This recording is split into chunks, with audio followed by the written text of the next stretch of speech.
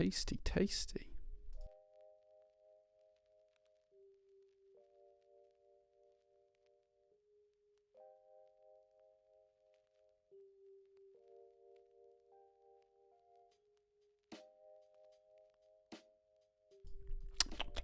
Tasty, tasty.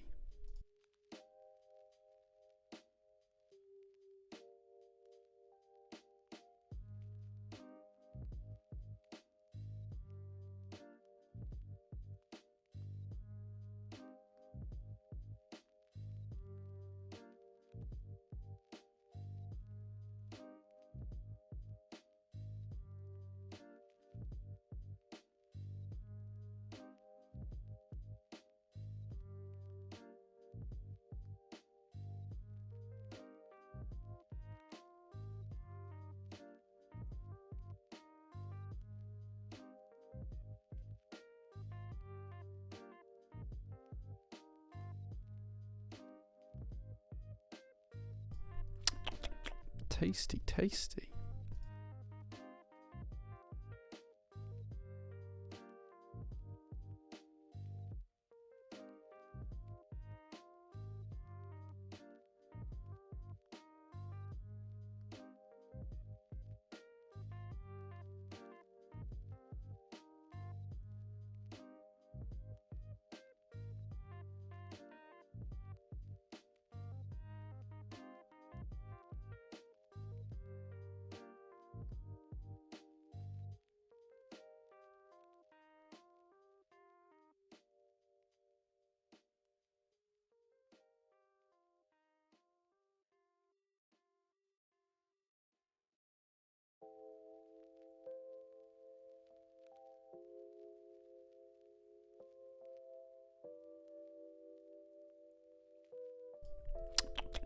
Tasty, tasty.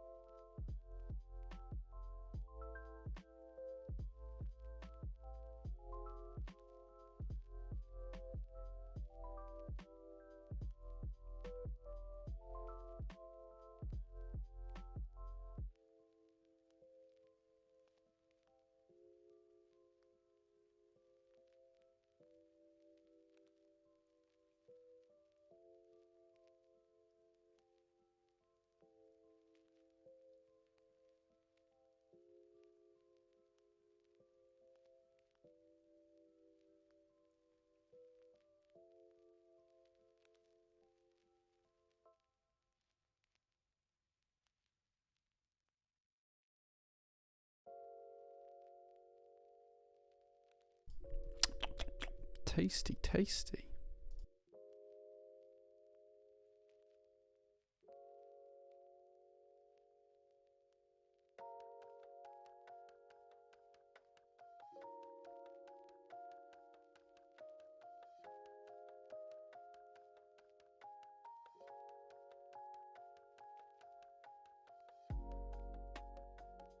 Incredible. Good afternoon, good evening, good morning, folks, wherever you are. I hope you're having a really, really good Sunday. We're back to stream again. Did we stream last week? I can't remember. I can't remember if it was last week or the week before I took time off. I can't remember. Anyway, we're back here. We're building a Moment60 today, which is just to the side of me. And I'm pretty excited about it. It's technically not mine. It's the last one we have available. It was going to be listed as stock on the website and it didn't get listed for some reason. So we're going to build it today and then we're going to list it on the website as a pre-built kit. So if you're interested in the board, your votes will count towards which switches and keycaps come included with the board. So let's see how that goes. Thank you to Blackbrook Tasty. for the suggestion on how to do this today. Tom Barnes got first today with an 8-month streak's worth of subs and says beep boop. Snicky's here as well. He says good evening. Ballboy12 as well. True Blaze is here as well. Zosco TV says well met. Thank you, dude. Appreciate that. Jellymaster's here. He's on a 23-month streak of subs. Thank you so much, Jellymaster. I really appreciate that, my dude. Incredible. One more and you get your second PT birthday, which is crazy. Blackbrook is here as well. Chief Mod in the house tonight. Pimadori is here as well. Subscribed for 7 months. Thank you so much for that. I appreciate that. Every sub is 100% appreciated. Thank you so much. 63mm is here as well. Says what's up? Does the whole was that Budweiser? Where's kind of mean? That's a long time ago. That must have been the late 90s. Baroium is here as well. So is Kara. Robot Mikey as well. Haribo Egg, thank you so much for the 9 months of subs. You now have a PT baby. Congratulations. I really should stop doing that because it's so bad. Kara says my marbles wish was granted. Yeah, if we've got time at the end of the stream, we'll do a marbles game. I'm more than happy to do that, and it won't be for a prize or anything, but we'll play marbles for a bit of fun. Anarchy's here as well. Subscribe for 26 months, dude. That's crazy. Thank you so much. Chartered Music's here as well. Says good evening. Missang here for the first time as well. Says good evening. Thank you very much for being here. K-Pong notices the discounts we've got today. So just to recap, the discounts we have on the website today at prototypist.net, you can get £50 base kits, or if you're in the UK, it's £60 including VAT, without a code needed on GMK Mika, GMK Stargaze, Nice PBT Retro Mizu, NK Cherry Raw, NK Cherry Spellbook, and EPBT Duo. All you need to do is go to the website, go into the in-stock section, search for those sets, have a look at them. If you're interested, you can pick them up between now and when we end the stream for just £50 or £60 if you're in the UK, including VAT, plus a bit of shipping, which is pretty cool. Maybe you want more than one. Maybe you want Mika and Stargaze. Maybe you want Stargaze and Spellbook, and you can get them both for £50. Pretty cool. Cheapest GMK in the world right now, I suspect. So if you want GMK and you want it cheap, that's where to go. Anyway, K-Pong does say some of my fave sets. Time to get another set of Raw. Raw's a great set. NK Cherry Raw is a great set. So if you're interested, take a look at that. Simba's here as well. Mustang123 says, is the Moment60 a very good board? We'll find out on the stream. I've seen a few of these. Obviously, we sold them, so I've seen quite a few of them. I haven't built one of these until today. Let's see how it goes. Shouty's here as well. Joshio subscribed for 21 months. Thank you so much for that, dude. I appreciate that. Mr. Water is here too. Geeky Ed as well says good evening. Hugaz, hey man, good to see you, dude. Kara says, I think that depends on how you define very good, but JJW doesn't miss, so yes, probably so. In relation to the Moment60. It is supposed to be a really good keyboard. This is the first one I'll have built, so we'll see how that goes. Seiki B's here as well. Dynabix is here as well, says SMH 3 minutes late. You're never late for one of these streams. No such thing. Last week was show and tell. Ah, yes, last week was show and tell. Maybe I just felt like it was longer away because I haven't built anything for a while. Yes. Timo Desu's here as well. Subscribe for 7 months. Thank you so much, dude. Anguish One says, time to snap up Duo, guys. Yeah, and you can add on like the international kit and get UK ISO support and everything else you need as well if you're here in the UK or EU. So yeah. Clicky switches for the board. No, there's 3 choices of switches. All are reasonable switches. You guys are going to get to pick which switches we put on the board and which keycaps will come with the board for whoever purchases it off the website. He sounds very British. I am British. That's because I'm from the UK. I'm sat here at Prototypist headquarters here in Bradford in West Yorkshire. So yeah. If there's a sample bag of blues in still, they're up for the vote surely. Tasty. There is a sample bag of the new MX2A blues, but they're not up for the vote today. No. Anonymous Bike says, good evening, handsome chap. Thank you so much, dude. I appreciate that. Demotex is here as well.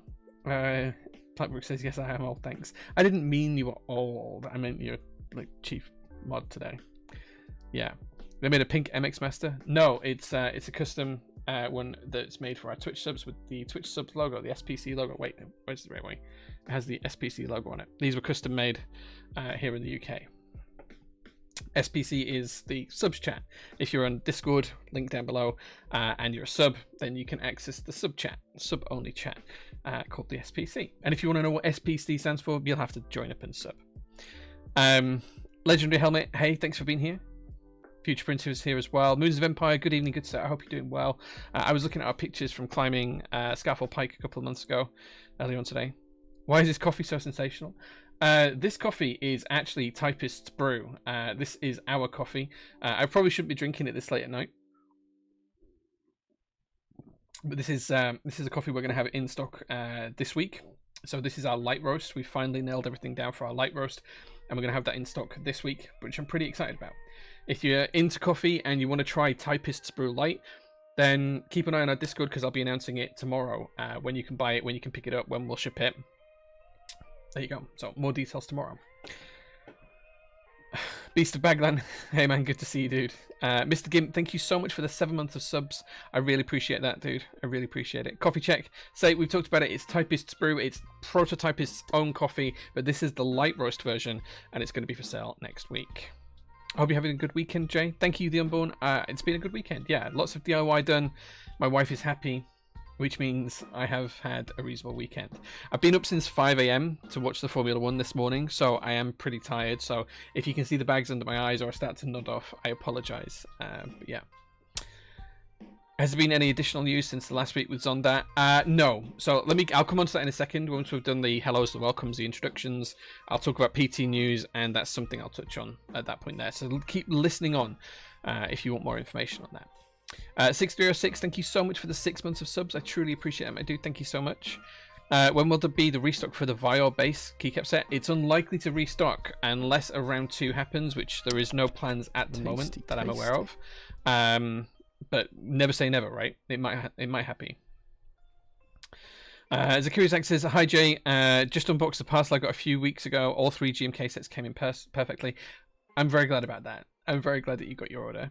Sophie Keebs, hey, good evening, sir. Thank you very much for being here. Mr. Water, thank you so much for the Prime sub as well. I really appreciate that. Will there ever be a restock of the XOX70 extras? I think there's still 2 boards in stock, or maybe 1 board in stock for the XOX70. The website's a little bit glitched, but on the drop-down list, if it's listed in white, you can add it to your cart, and it should work, even if the button doesn't say the right text. I don't know what extras we've got off the top of my head. I think we've still got a couple of solder PCBs, if I remember rightly.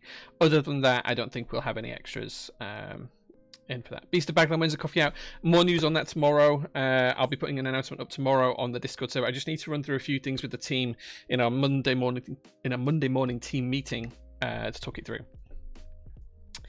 Jay is significantly less northern on stream. I am more northern in real life. Yes, I do have a BBC English accent when I'm streaming or when I'm doing anything publicly speaking, because it means more people can understand me. I got the blocked because of a large amount of request screen when I tried to load the PT site. I think that this is an issue that's affecting certain types of browser, because we've had about 16 people, 17 people experience this over the weekend out of maybe 20,000 people who've been on the website. And it doesn't look to be on our end. It doesn't look to be on Shopify's end, unless it's something deep within Shopify's code. But yeah, it's something that I've raised to Shopify, but it's not something we can do anything about. Us looking at cup says, Jay, you are so handsome. You look more handsome in a crop top though. Thank you for the compliment. I think I'm not handsome at all. I'm just a general guy. But thank you very much for that. I appreciate it. I don't have any crop tops to wear, but you can imagine that this is a crop top if you want. Spicy Chairman says, Typist has a coffee. Yes, we have a coffee. Prototypist has a coffee. We did Prototypist's Typist Brew about a month and a half ago now. That was quite a dark roast, and now we're doing Typist's Brew Light, which is a light roast. They're brewed literally, the beans are roasted literally around the corner from us. You buy a bag of whole beans and you grind them yourself for espresso. We grind our beans here at the workshop. We have an espresso machine here, which is where I made this. We sell whole beans only, but they are our own blend of beans that we've worked with a local roastery to do. So these are roasted literally 20 minutes away from, not even 20 minutes, 10 minutes away from here. Yeah, which is pretty cool. So we've had both brews done quite recently. Please do not lie to us like that. There is no such thing as a PT headquarters, and furthermore, what do you even mean by the UK? Clearly an invention. Yeah, I mean, you can see that the workshop's here, right? Like, I'm in the workshop. Watch on Instagram if you want to see more. Clearly a made-up place like Finland. Yeah. Well, Hotshot, thank you so much for the 9 months of subs, dude. I really appreciate that. PT and SPC are one of the best finds ever. Oh, I'm glad you like that. I'm glad you like it. Can't believe Gondat Defenders. Yeah, I'll talk about that in a few minutes. What's my thoughts on the QK60R2? We have them in stock right now, and you can pick them up. Shipping in like a couple of days. They're good boards. The QK60 is a great board for the price. It's a great board. Yeah, so slugging a cup. BBC, as in the British Broadcasting Company, is the largest news corporation here in the UK, or one of the largest. And maybe they're not the largest anymore. Maybe not. Maybe that's Sky now. But they're one of the largest news broadcasting companies here in the UK. And there's a thing in the UK where if you enunciate your words in a certain way, you're said to have a BBC English accent because it's accessible to everyone across the whole of England. England is a really weird country. We have such distinct dialects within a short distance. Like if you drive from here to Manchester, which is maybe 40 minutes away, the language and the tonality of the voice, the accent of the voice is completely different. You drive 20 minutes away from there to Liverpool, and it's completely different again. You drive an hour up north from here to to anywhere north of here, and it's completely different again. You know, you go to the lakes and you get one thing. You go the other side of the coast, you get the Geordie accent. It's kind of crazy. So a BBC English accent is one that is accessible to everyone in the UK, and it's something I learnt working at the bank to just enunciate in a clearer way. Because I used to work for a bank years ago. Coffee check is a pint of John Smith's. Nice. I've not had a pint of John Smith's in a long time. What is a commercial from your childhood that has a permanent real estate in your head? I can easily answer this one. It's from Namelock. So when I was a kid, there was a commercial on TV for a chocolate bar here in the UK called the Cadbury's Flake. And I remember this being on the TV when I was about 7 or 8. And the first woman that I was ever attracted to was in this advert. She was laid in the bath and she was eating this Cadbury's Flake. And it was, the tagline for it at the time was the world's crumbliest chocolate or something like that. And she was laid in this bathtub and she got a bit of chocolate on her lip and she licked it off. And then bizarrely, a little lizard ran over a black telephone in the background. It was the weirdest thing ever. And there was like water splashing out of the bath and all sorts of stuff. But that's the first commercial advert that I ever remember. That was a really specific thing that I know.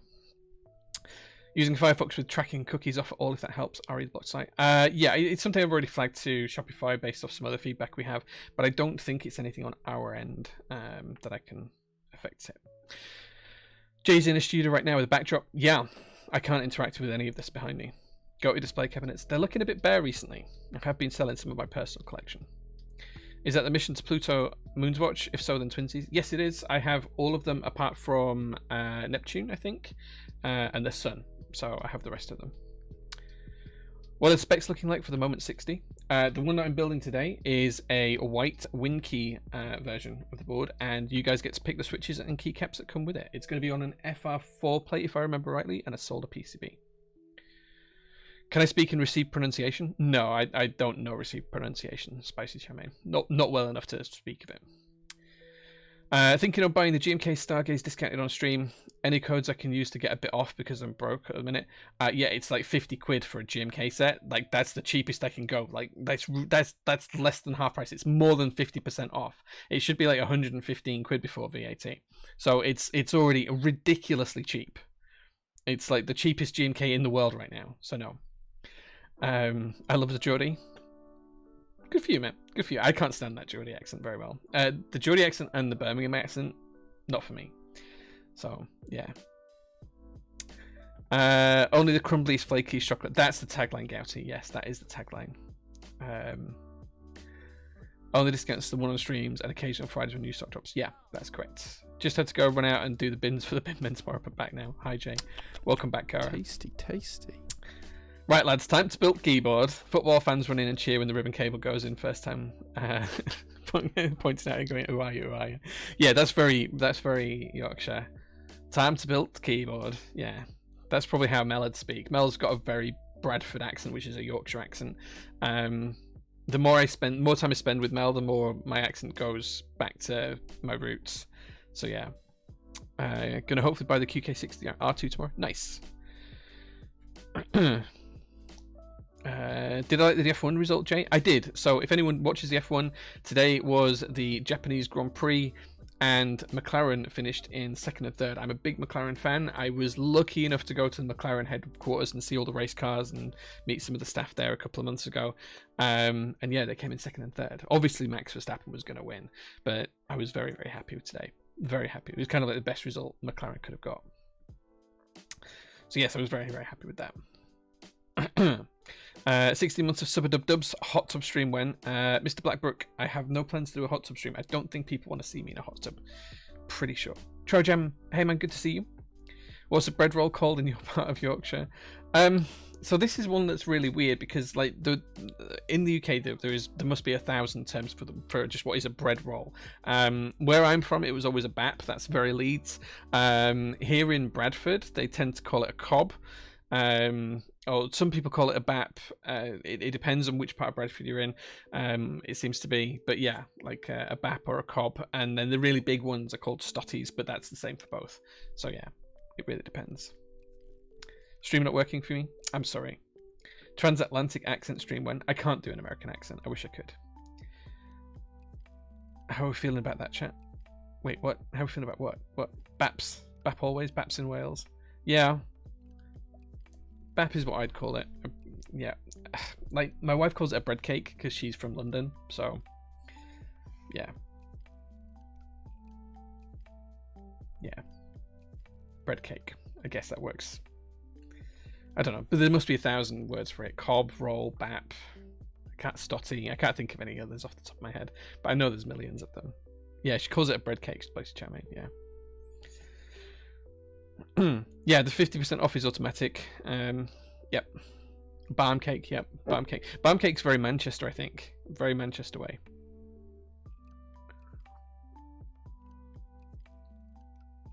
Sarni's different.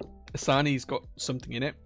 Like it becomes a sarnie. Like if you're buying just the bread, it's a bap or a roll or a barm or whatever you want to call it. A sarnie's different. A sarnie actually has a filling inside it, so it becomes something very different. We don't claim bread cake. I heard someone call it a batch. So to me, a batch is a loaf. I've got a really itchy head. I apologize. To me, a batch is a type of loaf, which is like a kind of like a square loaf from a loaf tin. That would be a batch loaf, but who knows? Anyway. Enough about that. Right, PT news. Let's talk about PT news. A couple of things to update you on. So, first of all, Oceanographer. Let's start with Oceanographer because this has been a pain to get through. We assessed all the keyboards yesterday. I can literally see them just through the window here into the workshop. So we assessed them on Friday. We have enough keyboards to complete the group buy orders, but probably very little extras. We now have PCBs on hand, and we have a lot of the resin knobs. The next step to go through is to make sure we've got all the plates and everything else that was ordered from the manufacturer. I think we have no hardware, no screws, so we need to order all of that, which that'll take like a day or two to arrive here. Like if we order that on Monday, we'll have it by Wednesday. But then after we've sorted out the plates, because we need to check that we've got enough of those, the next point to check on is, do we have all of the correct kind of metal knobs? Because these have like what's the word? I forgot. Rotary encoders. So that's the kind of next step for this week, is to kind of figure out what we're missing from that perspective and get it ordered. If we need to order plates, we can have the brass ones made within a week and shipped over. If we need FR4 ones, that's going to take a couple of weeks. And I think that's about all we had to do. Once we go through those, we should be able to get the oceanographers out. My plan is to have everything before I go on holiday in 2 weeks here in the workshop. So I go on holiday on the 7th of October. I'm back on the 16th. I'm hoping that whilst I'm away, if we get everything sorted out in the next 2 weeks, that all of the boards will ship during that week through Mel and Leo whilst I'm away. That's my hope. As we get closer to that timeline, I'll be able to give updates on that. Argyle 60 is kind of in a similar boat. That's probably going to be after I get back from my trip. So this is going to be late October, but the aim is to get all of those out by the end of October as well. So I know that's like 6 weeks away from now, but that's the current plan. Those are the two hardest and longest group buys we've had on hand, and they're just difficult to do. They're just difficult. Other than that, we have JRIS 75 and Cub 65 going out this week coming. So they'll start on Tuesday and Wednesday and will be completed by Friday.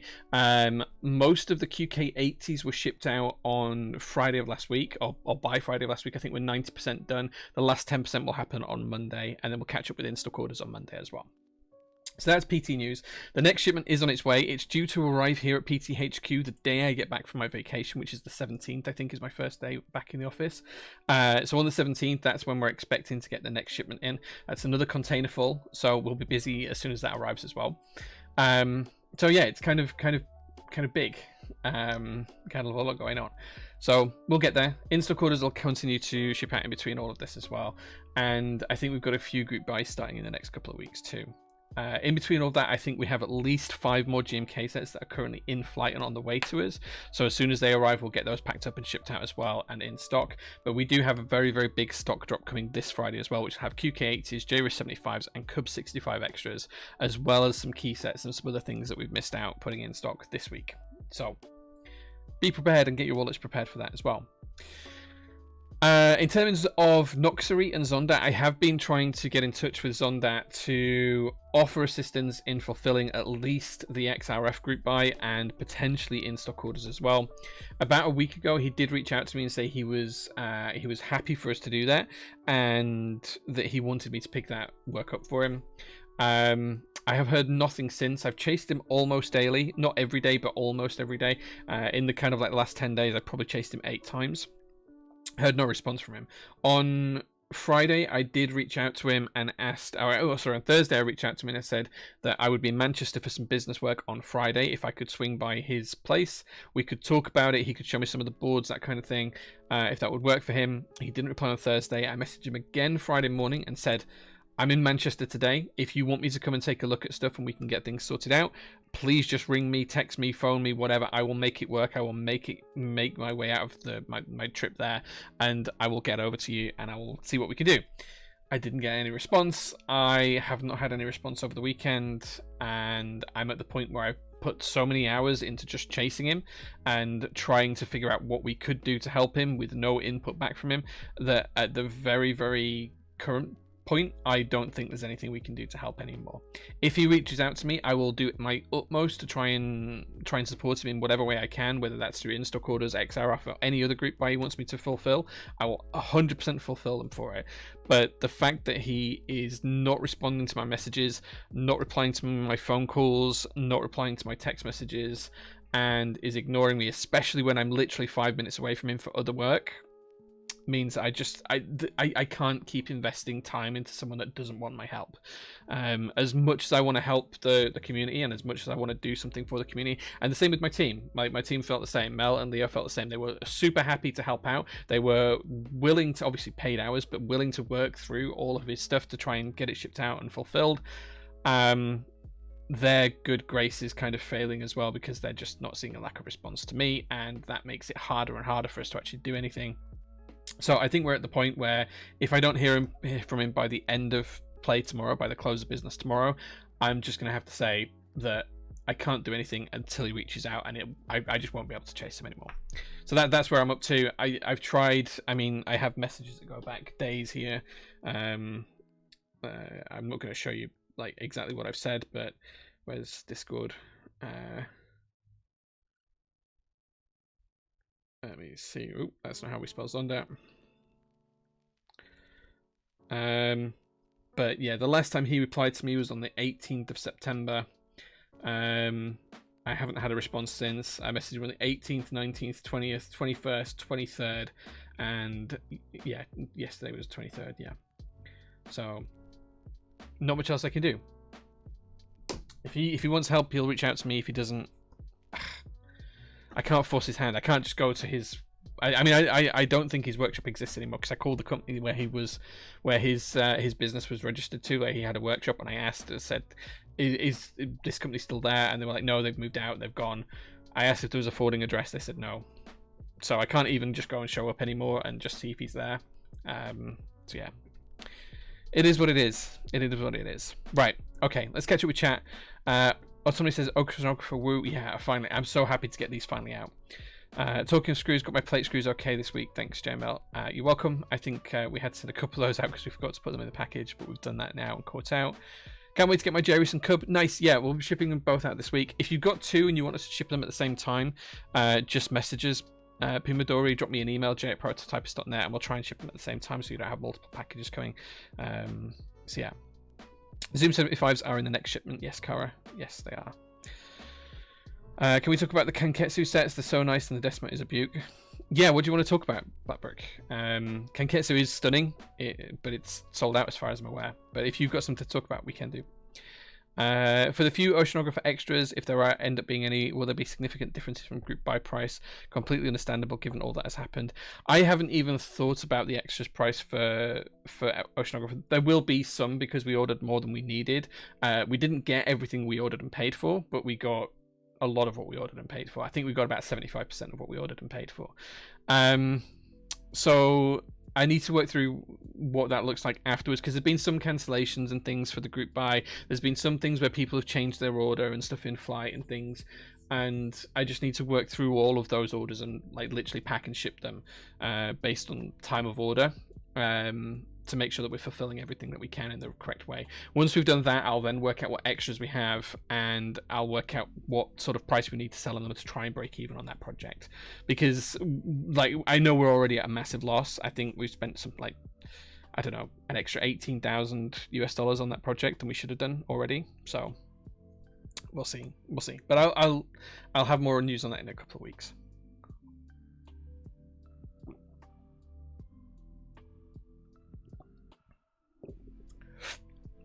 Desma is a beaut. Yeah. I need to learn steam milk for lattes. Yeah, we actually took the team a couple of weeks ago to a coffee training course. So they train you how to be a barista. And as you can see, I'm kind of getting there with the latte art. I'm kind of getting there. You can see in the top image. I'm kind of getting there. I'm not the best yet, but we'll get it one day. Thanks for going out of your way so much to help the community. Yeah, I mean, all I can do is try. I can't ever promise anything like that, but yeah, we try. Stargaze and a Desma. Oh, nice. That is so nice. It is nice. It's Kanketsu. Kanketsu came out really, really good. I hope they do another run of it because it was really nice. $18,000. Bloody hell. Yeah. I shouldn't really talk about numbers like this, but the total so far from Mexico Project Keyboard, Eternus, and Rama, where we're out, is over 6 figures now. Let's put it that way. And not by a little bit, by quite a lot. Well into 6 figures. Let's put it that way. I wasn't part of the group buy, so I haven't followed it. How did it end up being so cursed? So the lead vendor for this was Eternus, and the owner of that company, Taylor, decided that he just didn't want to do anything. With it anymore. He just kind of closed his company down, left it all open, claimed that we hadn't paid for them, but we had. So I don't know what happened there, but then we had to pay for another 20% cost or something from the manufacturer. I can't remember the details. And then we had to pay to have them shipped here. And then we had to pay for the PCBs for the whole group buy, not just for the UK's group buy. Sorry, for the boards that we sold, but the boards sold in America as well, because the designer Hedgie has picked up the boards from Eternus, and he's shipping those ones out for the US. I think we're going to have to pay for the shipping for the US boards as well, from Hedgie to US customers. And we had to pay for all of the hardware. This is all stuff we'd already paid for, bear in mind.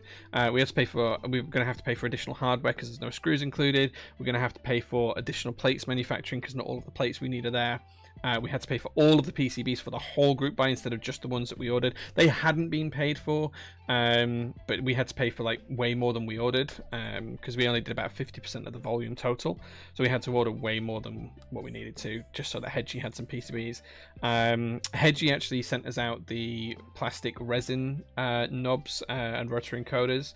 So he covered the cost of those, but obviously we need to pay him back for those and then ship everything he needs as well. So yeah, it's a difficult one. It's been a pain as oceanographer. As much as I like Hedgie, and I think he's a great guy, and I don't want to say anything negative, it's one group buy that I wish we'd never been part of, because it's taken too long. The board was supposed to ship a year ago. We got the boards about this time last year, but we didn't get all of the boards. We didn't get any PCBs. We got some PCB designs that didn't actually work, so we had to get our in-house PCB designer, Josh, I don't think he's watching, to check the PCB designs, go through it, basically reverse engineer it and redo it all. Then we had to buy those and test them. Then we had to pay for the production run of these, and obviously, like, it's a lot of money. Like, it's a huge amount of money, and the way that our cash flow is based, it's based off projects being successful, and so it had to wait a little bit until we had the cash flow ready to that I could guarantee that we'd be okay if we put all of that money into that project and didn't use it for other things. So yeah, it's just been a huge pain. It's just been a huge pain, and it stopped us doing a load of stuff. Like you say the J04, and it's part of the reason why the J0.4 hasn't happened. It's part of the reason why the J01 latest version hasn't happened, and it's part of the reason why the J03 hasn't happened, because it took a lot of our R&D capital to get that group buy sorted out. So it is what it is. It is what it is. And especially, and this was compounded with Mex & Co. and Project Keyboard and Rama and all of these other kind of things as well. So I think we'd spent a small fortune with Mex & Co. on desk mats for stuff, and we're having to rebuy those because they went bankrupt with the money. So we're having to rearrange production for them. For example, Cinder, Ash Keeps has rearranged production for them, and we paid the manufacturer directly for those ones. There was another one, I can't remember the name of the set, where Daily Clack have picked it up, and we're creating the desk mats with them now. But this is all product we've already paid for, and we've already paid royalties out for and everything else. So it is what it is. It is what it is, but it's frustrating and it's difficult, and there's only so much we can do. There needs to be a keyboard ombudsman. Even if there was, businesses aren't necessarily ruled by the ombudsman in the same way, because all that the ombudsman would do is go to the company and say, right, you owe this company that amount of money. But if that company's gone bust, then they can't pay. So, yeah. Yeah, so basically, Newfie, they didn't get made because Mex & Co. didn't manufacture them despite being paid for them. So now we're having to remanufacture them because, well, we didn't know they hadn't been made. So, yeah. What's up with Rama? I don't want to speak ill of people particularly, especially when the companies are still valid and up and running. Rama is currently up and running. We have not as much as we did have outstanding with Rama. He has shipped us some things recently, but products are significantly delayed. Updates are slow, and when we do get things, we sometimes get partial things. So, for example, GMK Red Alert, there was 2 Rama Artisans. We got one of those Rama Artisans that was made of aluminium 6 months ago, and we shipped all those orders out. We're still waiting for the brass one 6 months later, 8 months after the key set shipped. We shipped Botanical 4 months ago. We still don't have the Rama product for that, and that's 2 years since they were ordered. So the issue for us with Rama Works is delays to producing stock that they've been paid for, and that's obviously cash that we've invested with them to purchase for the group buy and to purchase extras that we can't do anything with. We don't even have the stock that we can put on sale to try and generate some more cash in. Like that's money that's effectively dead and is tied up and can't be retrieved. It is what it is. It is what it is. So yeah, so we go. That's what's wrong with Rama. I ordered a chest. If it helps, I ordered a chest set and one of those little car things off of him a couple of years ago. I don't have any of them, so yeah. Sky was taken. What's that? Sky was taken sadly. Sky? I don't know how to interpret your username. It makes me feel sad. I hope you're not sad. Anyway, Sky, I want to try a decently strong tactile from an unbiased viewpoint, or your recommended one. I'd be happy to film and lube. Okay, so if I recommend you one, it's going to be biased because it's going to be something we have in stock here at Prototypist.net. I'll let chat handle that one. And if you want to have a chat with people who will be less biased than me, go on the Discord server and have a chat with those people there. Yeah. Shouty, say you later, man. Take care. Rama needs to spend less on making basketball bats and making mechanical keyboard products for real. Yeah, Kiwis are good, although I haven't tried any others, so others will be able to give better brand recommendation. Yeah, it's the Mission to Pluto one. Yeah, I've had it a while. I've got most of them. I've been trying to collect all of them. BBNs and Ubises. Yeah, BBNs are good. They are good.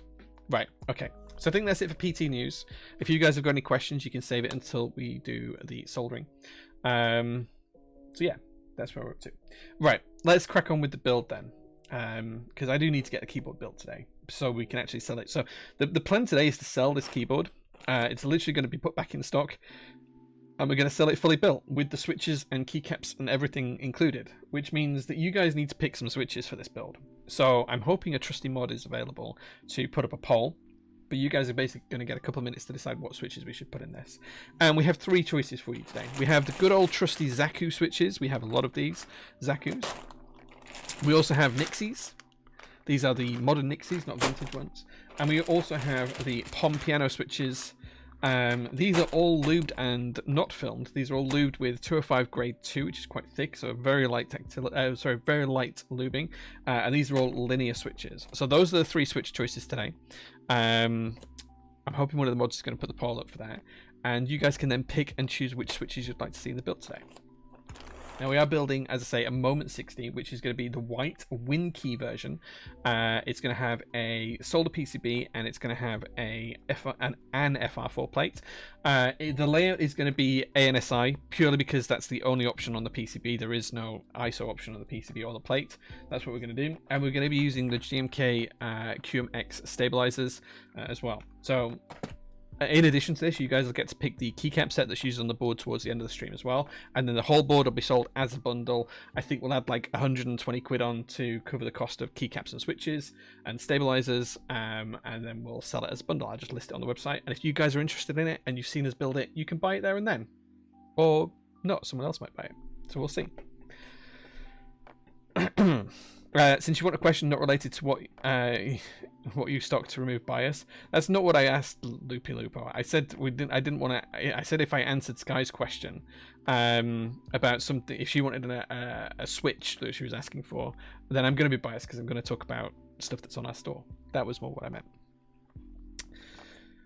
Neapolitans, the goat no cap. Yeah, I think we actually are owed some Neapolitans. I think we're waiting on some. We paid for some a while back and we've never had them, so I need to chase that up actually. With Zooted, job done? No. Zaku's for sure. Poor Pokemon Kid for the Zaku's. Yeah, he lubed all of these switches. Where do I get my switches lubed? The Pokemon Kid, he's in Mechanical Keyboards UK. He's a very, very good luber. He's done all of my switches for the past couple of years now, since I just didn't have time to do my own. I usually send him 3,000 or 4,000 at a time, and he churns through them for me in a couple of weeks.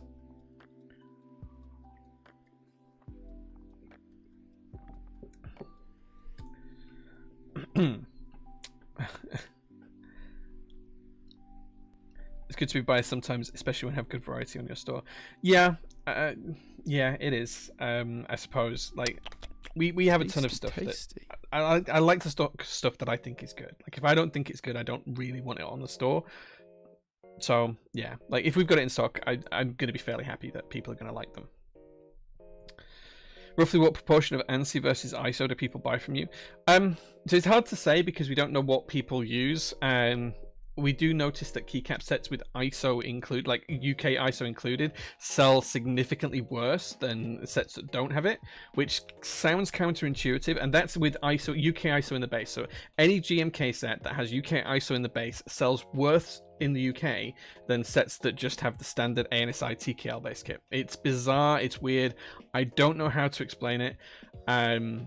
We don't tend to sell many international kits, particularly, but even though we buy them out and then have them in stock for ages. So for example, we've still got GMK Alpine international kits in stock. We've had them in stock for about 18 months. We'll never sell them because no one's buying Alpine anymore. The set's sold out everywhere in the world. So we might get like one sale a year if someone buys it on the aftermarket and wants the international kit. So yeah, it's hard to say, and we don't know whether people actually use the ISO keys in the ISO if it's available in the set when they buy it. We don't actually know whether they use it or not. So all I can say is that we have noticed that if a set includes UK ISO or has an international kit, it tends to sell badly compared to a set that doesn't. Take that as you will. It's not proof either way. It's just it's correlation, not causation. Would be my caution point on that. The reason for that, the reason why I personally think it's that is because sets that have UK ISO in tend to be just bigger base kits overall, or an international kit is an additional cost. People don't want to spend an extra £70 for 5 keys for their particular language layout, and the UK ISO included in base tends to be a massive base kit that's got numpad and 4 or 5 different bottom row layouts and sometimes R5 and all these other things, so they tend to be more expensive, and people like the whole idea of having £99 GMK group buy. So I think that it's correlation, not causation, and the driving force behind it is probably retail price. People prefer things that are cheaper than more expensive. That's just economics 101. So people will generally forego UK ISO for ANSI because it's cheaper to do that, and it's more accessible, right? It's easier to find keycaps that are ANSI compatible. For shame, says Adam. Yeah, I mean, it is what it is. It is what it is. So yeah, it is what it is. Cooler designs going into US layout like Kaiju.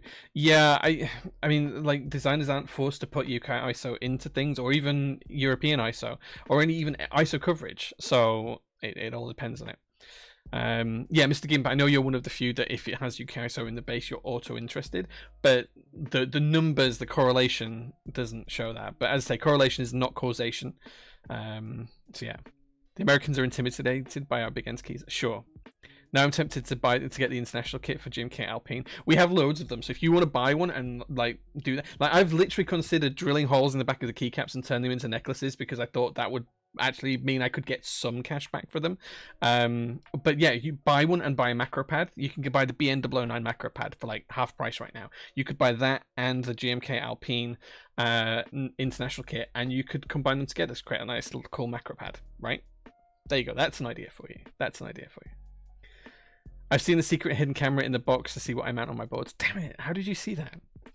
I would love to watch. We'll be uploading this as a VOD today because sadly I have to work. Oh, no worries, man. No worries.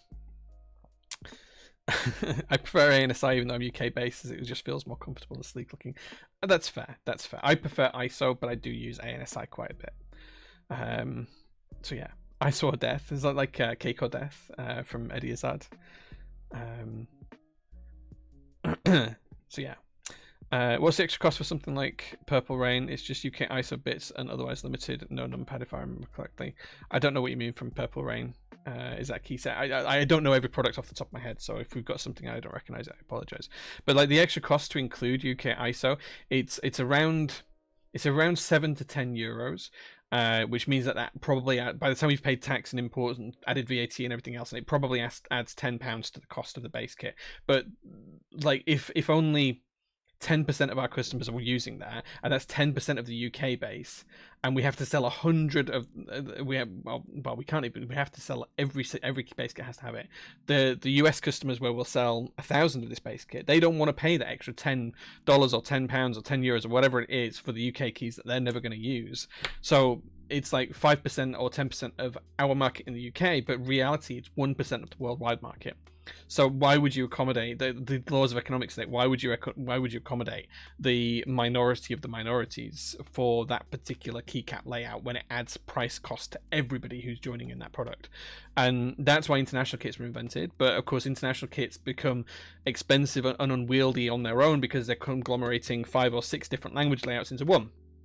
And they are €10 each, let's say, and you've got 7 or 8 languages in there, so they cost €60 to €70 to make. And we sell most of the international kits at a loss. In fact, almost every international kit that we sell is at a loss. Some are break-even point, but most are at a loss just to try and give people the opportunity to buy them for their coverage that they need. So yeah, it's difficult. It is really difficult. Like we did it with Wasabi, we actually bought out the international kit between ourselves and Candy Keys, and I think we bought out a third of MOQ and they bought out 2/3 because they've got the bigger market share. Whilst we still have Wasabi in stock, we have more international kits in stock than base kits, and we'll never sell all of those international kits, but we had to invest in those to get people the option to buy them. So yeah. Cake please. Yeah, what about you? Death. No, I mean cake. Yeah. If no one's seen Eddie Izzard, then which show is that from? I can't remember which Eddie Izzard show that's from, but Cake or Death is a good one. Just YouTube it, Cake or Death. How do I find the MX Master 3? I use MX Master 3 on every PC setup we've got here at the workshop. I prefer to any other mouse. 1% Club, yeah. If GMK are based in Germany, why not just have ISO priority set times? Because the people who are buying the key sets aren't in Germany. It's just that's where the manufacturer is. Do GMK offer a recycling service? No. It is something they've considered though, because we talked about it when we were there at GMK a while back. So it is something they've looked at, but it's not economical, and it doesn't actually help from a recycling perspective. It's just better to recycle the plastic at your local recyclers. But most people want to keep these key sets; they don't want to destroy them or recycle them. So, yeah. Dress to Kill? Yeah. Okay. I think you're right. I think it is Dress to Kill. Yeah, that makes a bit of sense. Right. Okay. Right. So we're building the Zaku's today. So I only need to keep the Zaku's out. So let's keep the Zaku's over here. Oh, the camera's decided it's going to do the whole follow me thing. I turned that off, but there we go. Right. Okay. And let's show you the guys the board.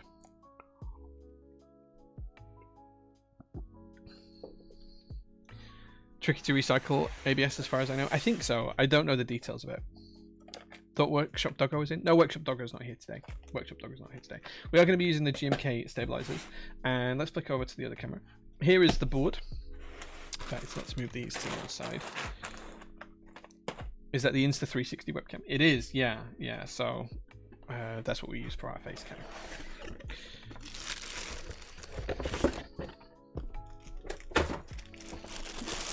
This is the board. It should be a Moment60 in white Moment. I did own a derivative. I have sold it since. It was one of the R0 ones. I've not built a Moment yet, so this is my first building of a Moment, Jason. So I can't compare them next to each other because I don't have a derivative until the group buy arrives. So we'll see. We are building with an FR4 plate today. This is the ANSI plate. So yeah, that's how we're building the board today. It does come with a solder PCB. Incredible. It has got the foams and internal pieces. We won't build with these today, I don't think, apart from maybe the internal foam. But we will leave these included for whoever buys the board to utilize with it. And then in here we've got a lot of other additional parts. We have the Moment60 card, some tools and some feet. We only need the feet because I have my own screwdrivers. So let's grab the feet out.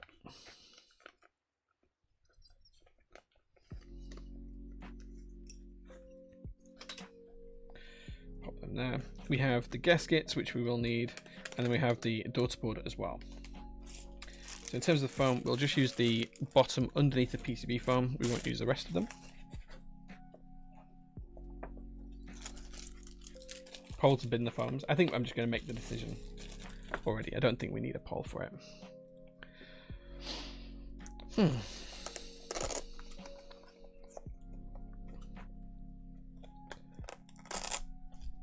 Incredible. Then here we have the board itself. So I was right, it is the Winky version, not the Winky-less. Hi, little late. That was a dad joke and a half there. Okay, so here we have the board. I'm just going to have a sip of coffee and then I'll show you the board.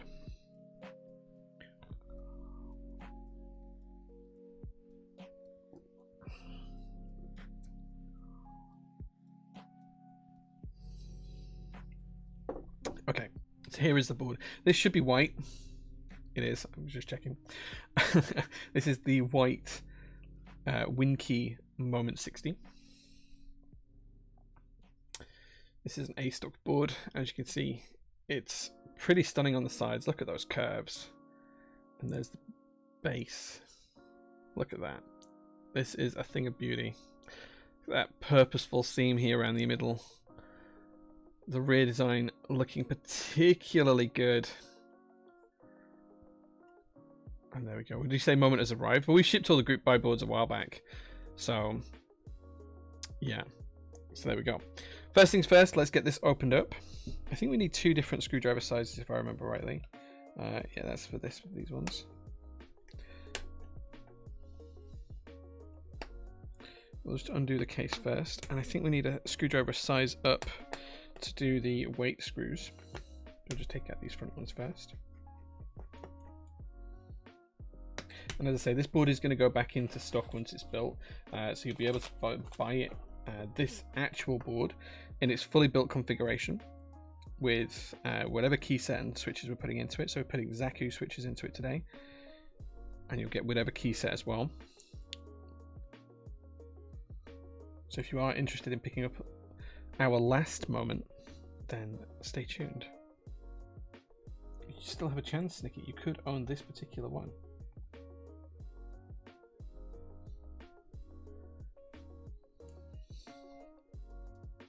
I cooked a roast dinner with 5 different veg today. Washing up is taking forever.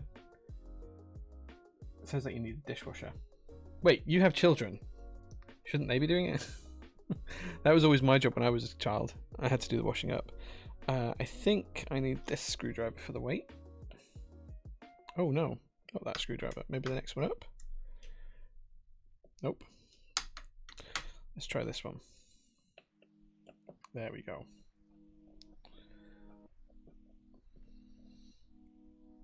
The final moment. Yes, this is the very last one we have in stock.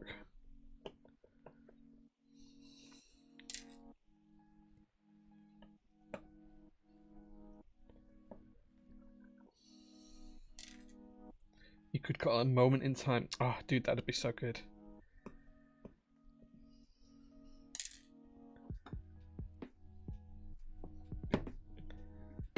Oh, I just filled. So if this was me, Adam, I'd fill the dishwasher up, and then I'd put everything else to the side, and then I'd fill the dishwasher up a second time. Okay, whilst we have the weight out, we're going to install the daughter board before we take out the final case screws. I think this is where I need a third screwdriver. Yeah, we go. Because I'm pretty sure the screwdriver I have out won't accommodate. Or maybe it will. Maybe it will. It does. There we go. I'm just going to install the daughter board here into the bottom case.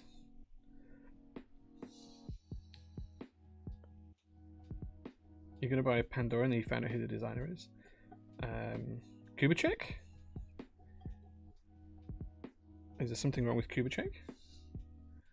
I haven't spoken to Kub for a long time, but we used to be pretty good mates at one point. I'm not aware if he's done anything to upset the community though.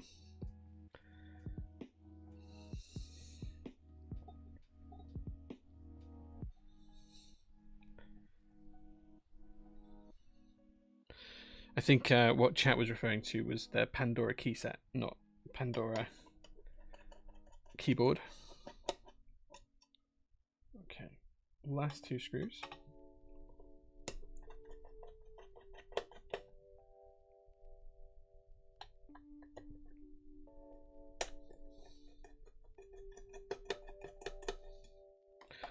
There we go. I'm just going to tip these screws out.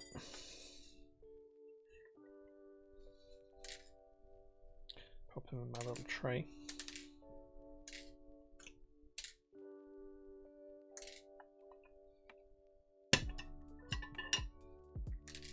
There we go. Okay, and there's a top case. Comes apart nicely.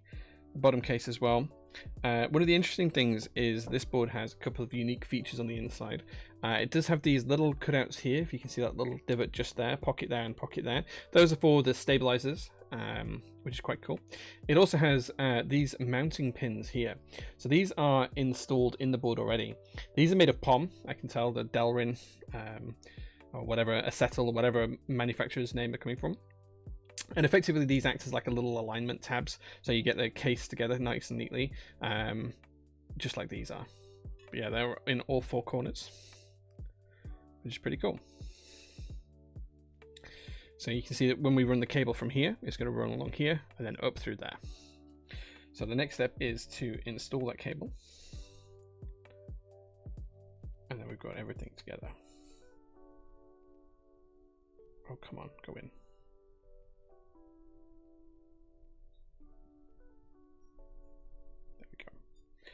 And that's just going to sit nicely. It took it into that cavity there, and then when we put the weight back in the case, we're going to hold this in place, pop it back into the case, and just pop that through this hole here. J versus cable. It's done. It's fine. It finishes the cable. Right. Okay. Now we can't put the weight back on until we have to put the screws back in for the case. So for now, we are done with the case. The next job is to complete the assembly of the PCB and plate assembly. So let's just pop the case to one side. Don't need this anymore. We will be putting this one piece of foam in the bottom, so let's just leave that there as well. And then there we have our PCB and plate. Oh, let's put the gaskets to one side because we'll do them second as well. So we've got our PCB and plate.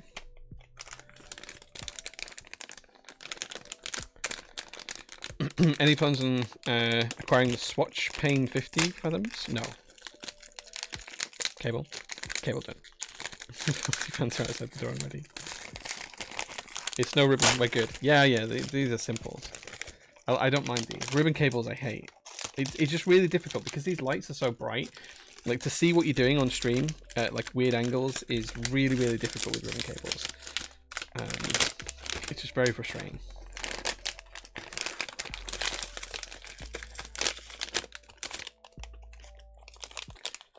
I'm surprised you went for external screws on the bottom weight. Cloudline internal screws make the bottom so much cleaner.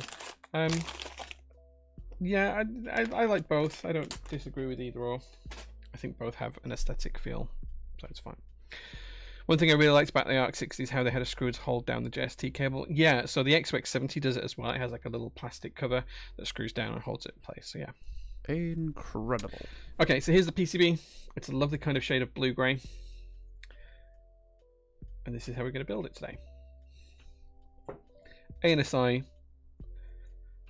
full backspace, 7U space, split right shift, full left shift, ANSI enter. So let's do the stabilizers. Where do we put them? Here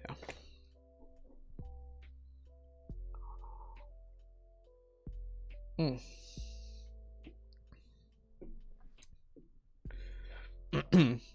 These are little considerations I just don't think that budget brands make. Maybe. Maybe.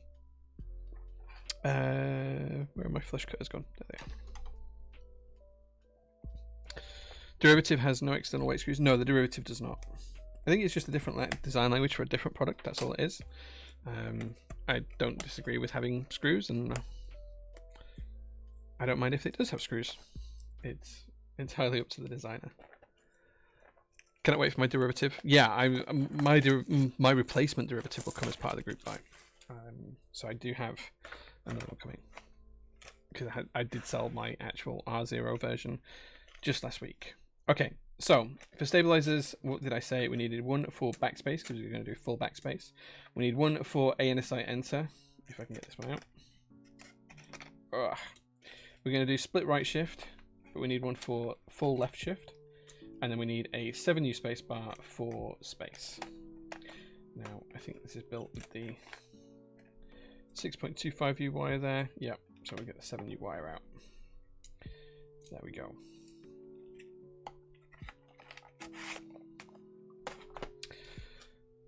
Okay. First thing I'm going to do is I'm just going to take the wires out of the housings. We don't need the wire. And then we're gonna lube the wires up. Then once they're built, we'll lube the housings up.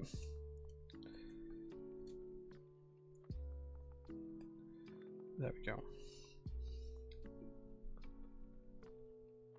Looks like the Canon Keys Bastion PCB. It's actually it may be very similar, but this is the Moment60 PCB, if it focuses, by JJW. But this is PCB V1 by UPass, so it could be one of the Bastion PCBs. I don't know. Shame the gradient is not going to be TKL currently. Wait, what? What? What? Okay.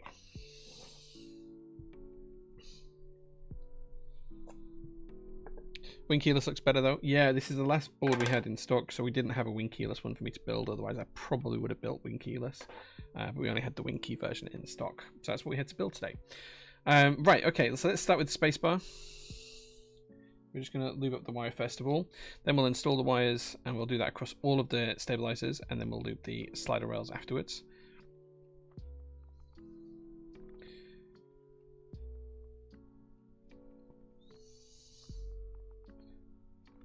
Okay.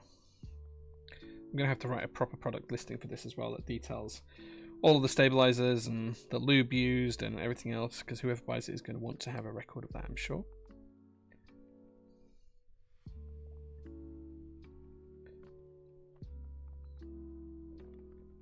Okay, there we go. That's one side in.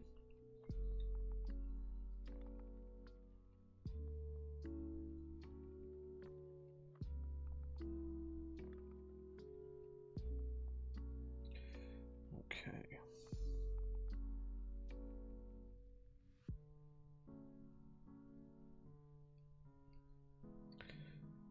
You think it'll be sold by the end of the stream? I don't know. It might take a little while before anyone buys it. Okay, we're going to come back and loop the slider rails in a minute.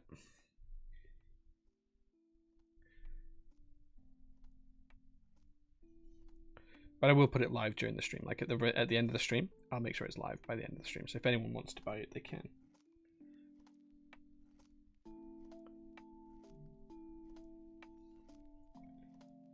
And don't forget, guys, as well, you can get a discount on the website today on a few different products. There's for £50 plus VAT if you're in the UK, you can get GMK Mika, GMK Stargaze, Nice PBT Retro Mizu, NK Cherry Raw, NK Spellbook, or EPBT Duo, all for 50 quid. You can actually buy all of them for £50 each if you wanted to, plus VAT if you're in the UK, plus shipping. But cheapest GMK in the world right now. And if those don't particularly fancy, we do have the largest stock of in-stock GMK in the world as well. So we have more in-stock GMK sets than any other vendor worldwide. And you can browse that at prototypist.net.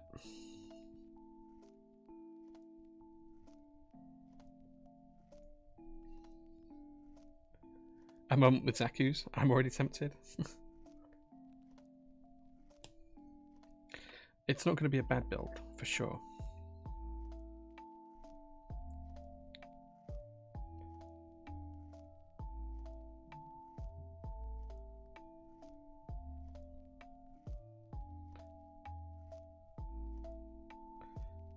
Okay.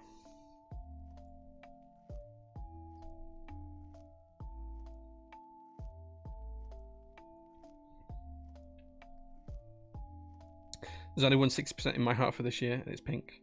Yeah, the JO2s have just finished packing at the manufacturers, so I'm hoping we can get them shipped over pretty much straight away. They are due to update me on Monday with the final details of them shipping to our warehouse in China, and kind of like estimated date. So there'll be an update on Notion towards the back end of this week, I think, for those. I was hoping to get them out in September, but it's looking very unlikely.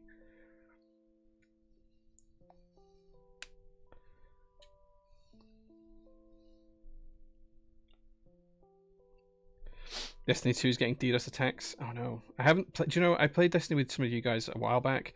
I so wanted to get back into that game, and I did do the last. Oh, it's probably not even the last raid. It's probably the one before that, right at the beginning of the year, with a couple of you guys. And I haven't played it since. I just have not had the time to even turn it on and play it since.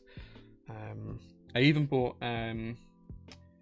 what did I buy? The Kratos game. I forgot what it's called. I think it was called Ragnarok. This one. Yeah, it was called Ragnarok or whatever the word is, right? I can't remember. God of War, anyway. The latest God of War game. I also bought Final Fantasy 16 a couple of weeks ago, and I played maybe like 2 hours, and that's it. I just do not have time to play games these days. I really wish I did. Like the PSVR 2, like I bought that on the release, and I've used it for all of an hour. I've done a jigsaw game in PSVR 2, and that's it. Right, I'm just going to lube up the slider rails. To do that, I'm just going to make sure we've got very little lube on the brush. That's still too much. And then I'm just going to push it down on the inside. A small wipe. And then we're going to do the same on the other side of the same one. And then we're going to do the same on the other side of the stabilizer. And we're just going to repeat that. We're just trying to make these smooth. We're not trying to gum up the works or anything like that. So we just want to make them nice and smooth to use. So we don't want to put too much on here.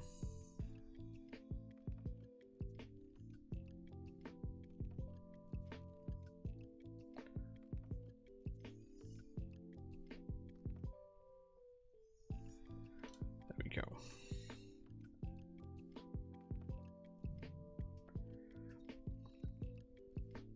They brought Crota back.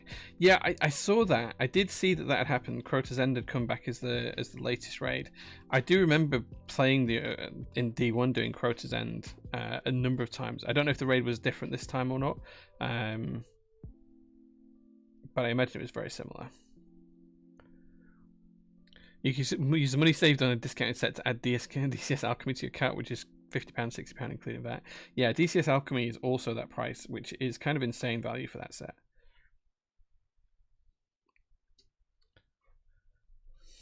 Don't bother at the moment, the DDoS attacks are bad. Yeah, I haven't seen much on that, but I think I did see some notification about it the other day. I wish I could play, but I just do not have the time. I do miss Destiny though. I miss the Crucible more than anything else. The competitive PvP. I was pretty good at Crucible back in the day, but I haven't played in a long time. Cool, there we go. Stabilizer's looped. It's called the Kratos game, TM. No, it's God of War. But I'm sure it was called Ragnarok or something like that. Wonder if they added the realism of losing pieces to the PSVR jigsaw. They did not add that. It was like a Puzz 3D type thing, so it's like a 3D building that you built as part of jigsaw puzzles. It was pretty fun, but I only played it for like an hour. So yeah, is what it is.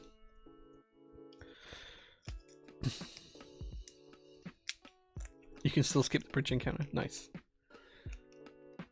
I enjoyed the Iron Banner games we did. Yeah, I used to love Iron Banner. Iron Banner was my jam every time it came around. Oh, like, Mr. Gimp, next time Iron Banner's on, just let me know and I will join and I will come and play. I have no idea what the meta is these days or anything else, but I will come and play a little bit, I think. Right, let's start with the spacebar stabilizer. And these are screw-ins, so we're just going to pop the stabilizer in place, flip that upside down. And we've put a little washer on our screw to prevent any shorting. And we're just going to screw this one down.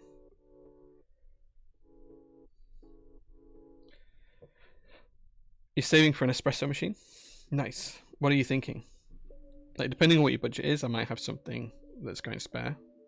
Mr. Blackbrook. I have like 4 espresso machines between here and home. So depending on what type of machine you want, I might have something for you. Trials of Osiris was great too. Yeah, I used to love Trials of Osiris, especially in D1. I used to go flawless most weekends with the clan I was with at the time. And then D2 we did it a fair bit.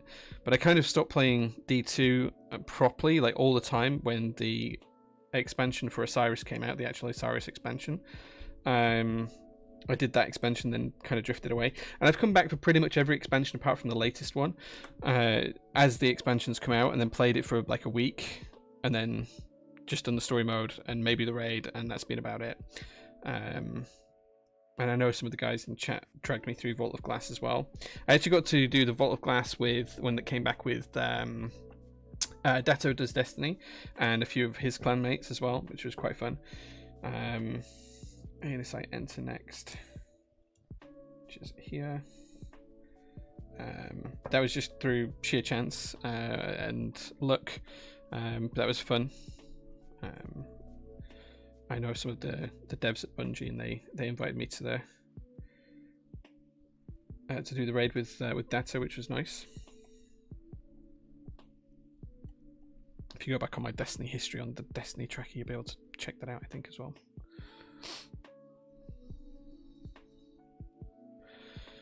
I need to do the measuring, but maybe a Lilith Mara, something in that range, maybe a Prophetech Go. I need a grinder too. Yeah, I can't help you on the grinder front because I've only just bought a new grinder myself. But like, I am very, very happy with the Niche Zero. Very happy. It's a fantastic bit of kit. Okay, and we're just going to do the left shift now, and then we've done the stabilizers. 2 more screws.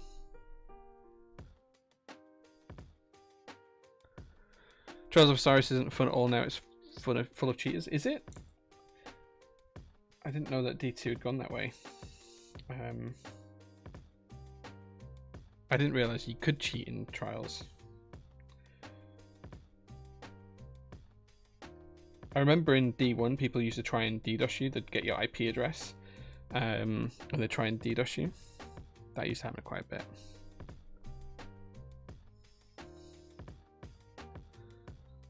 You did miss the best glitch weekend ever last weekend with the funny crafted weapons. Oh, I saw that on Reddit. I didn't really understand what it was, but I do remember when weapon crafting came into it.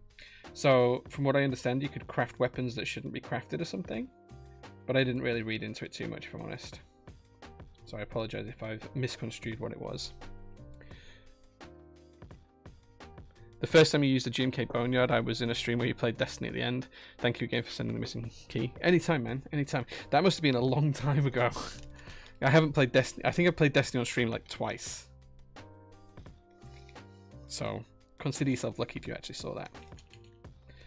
I suspect that was when we were in the old workshop, not in the current one.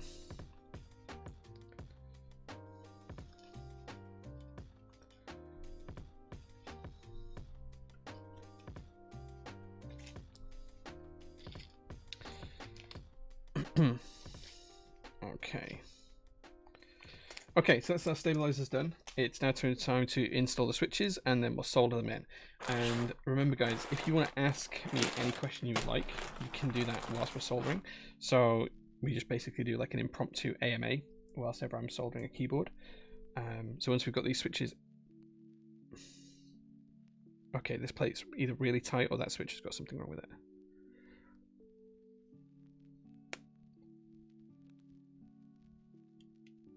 Oh my god. Okay, this might be a pain to build. This might be a real pain to build. So, the switches don't hold into the plate, the PCB, but they really, really hold into the plate. So I think what we're going to have to do is just put the switches in the plate first of all, and then marry up the two, which is not how I like to do a build, because it can lead to bent pins and all sorts, but these are so tight into this FR4 plate, I think this is the only way we're going to be able to build it today.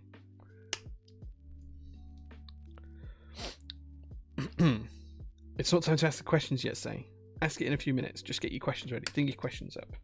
And then whilst we're soldering, you can ask the questions then. We'll be picking up a PT cap on payday. They don't get enough love. Yeah, our PT keycaps are GMK made, and we've got two different styles. Only one's in stock. The second one is kind of like a secret hidden one that we give away occasionally. Yeah, we had them made by GMK a little while ago. Manu, hey man, good to see you, dude. I think for Espresso, the niche 0 has to be the target. But honestly, I've been pleased with my Baratza Encore ASP as the entry-level Espresso grinder. Yeah, I think it's a really good grinder for... it depends on what you want to spend, right? Like, you can spend stupid amounts of money. I think the new La Marzocco is... Their new grinder is like, I don't know, like $1,000, I think I saw. And they're already sold out. Yeah, it's a little bit secret. So we have the standard GMK PT keycap, which is white with a green legend on it to match PT's colors. Oh god, this is so stiff. But we also have a grey legend on a black keycap, a CR keycap with a grey legend that we give out for secret things. I think any JO2 Blackout Edition owners will get one. Not the SPC version, but the Blackout version.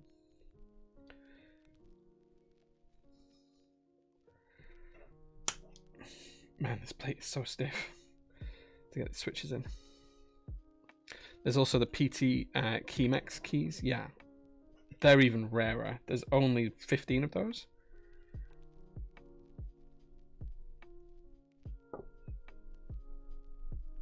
Oh god, I can't get that one in. She just won't go in, Captain. I literally cannot get this switch in. Oh, there we go. Incredible.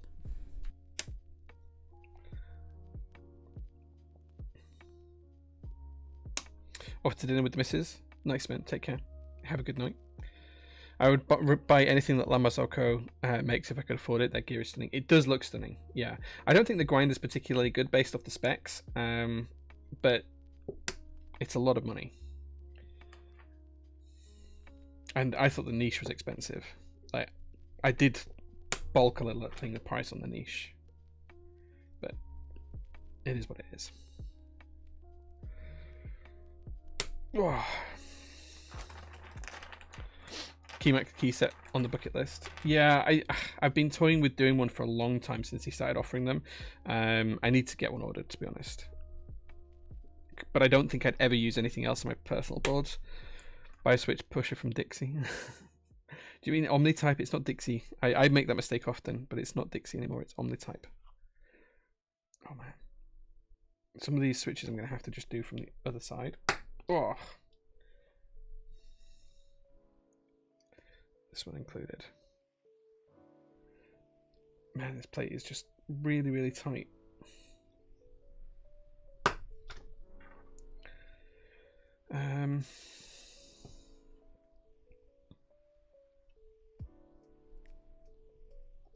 All right, we may as well start doing the AMA now. So if you guys have got any questions, because this is going to take me a few minutes to do, just tag me with @JPrototypist and ask me a question, and I will answer any question you ask, as long as it's in good taste. But yeah, anything about life, love, the universe, math, history, science, politics, foreign affairs, current affairs, illegitimate affairs, you name it, I'll answer it. Just ask your question in chat, tag me with @JPrototypist and ask your question. And because this is going to take a while just to get the switches into the plate, and I'll try and answer your questions. What's my perfect Christmas day? So most of the time for Christmas, because like I don't have much family, my brother and his children, we see those a couple of days before Christmas usually, and then for actual Christmas Day we usually spend it at my wife's parents, who I get on very well with. Most Christmas days there are great. We wake up in the morning, we'll tend to have like a late breakfast, usually with Bucks Fizz and a bit of champagne at breakfast time, some fruit, some yogurt, some nice food, that kind of stuff. Tend not to do a full breakfast on Christmas Day because of everything else we're eating. Then we'll all help to prepare the dinner. We'll usually have that around 3 o'clock. Everyone's kind of like rushing around helping to do that. Then in the evenings we'll do presents and gifts. We tend to do like a Secret Santa these days, where we'll buy, like, you'll pick someone out of a hat and you'll just have one person to buy for with a set budget, so you're not buying everyone something, which tends to be a little bit better. And then usually it's a case of play some board games, watch a film in the afternoon. And to be honest, I know you asked for what my perfect Christmas is, but they pretty much are perfect there. I really enjoy them. We've been going over there for the past 7 years, I think. Yeah, it's just really nice. Yeah, I think if I can get a machine and a grinder for something around 1,000 to 1,200, then I'll be all set. That's a good budget. Yeah, it's a good budget. Can you recall what was the weirdest unusual thing you've ordered at a restaurant? I've ordered a load of unusual things at restaurants before. I've ordered like l'escargot, which is snails, and I've had frog's legs in France and things like that. When I was in Egypt, I asked the locals to order for me, and they ordered me a goat head that had the brain cooked in the skull, which was kind of cool. It was fine. Like, I didn't dislike it, I didn't like it. Yeah, I've eaten fish eyes before, in a restaurant. Oops. Yeah, ostrich is something else I've eaten in a restaurant. It's red meat, which you wouldn't expect, but it's like one of the finest steaks you've ever had that has a really gamey flavour to it. I've had crocodile steaks in a restaurant before. Yeah, had some weird things. Best aircraft flight you've been on? Best flight I've ever been on was probably when I went to Seattle, because I was traveling on my own. They bumped me up to business class. I'd just gone coach. They bumped me up to business class, which was quite nice of them. That was a nice little trip. That was 2019, June 2019. It was pretty nice. The most exciting one I've ever had was coming back from Zakynthos in Greece. It must have been 2005, 2006, something like that. And the flight hit some turbulence and all of the masks dropped down, which was quite cool. Terrifying at the time, but funny to look back on it. Of course, we were all fine. The plane was fine, but all the masks dropped down because of the turbulence. That was an interesting flight.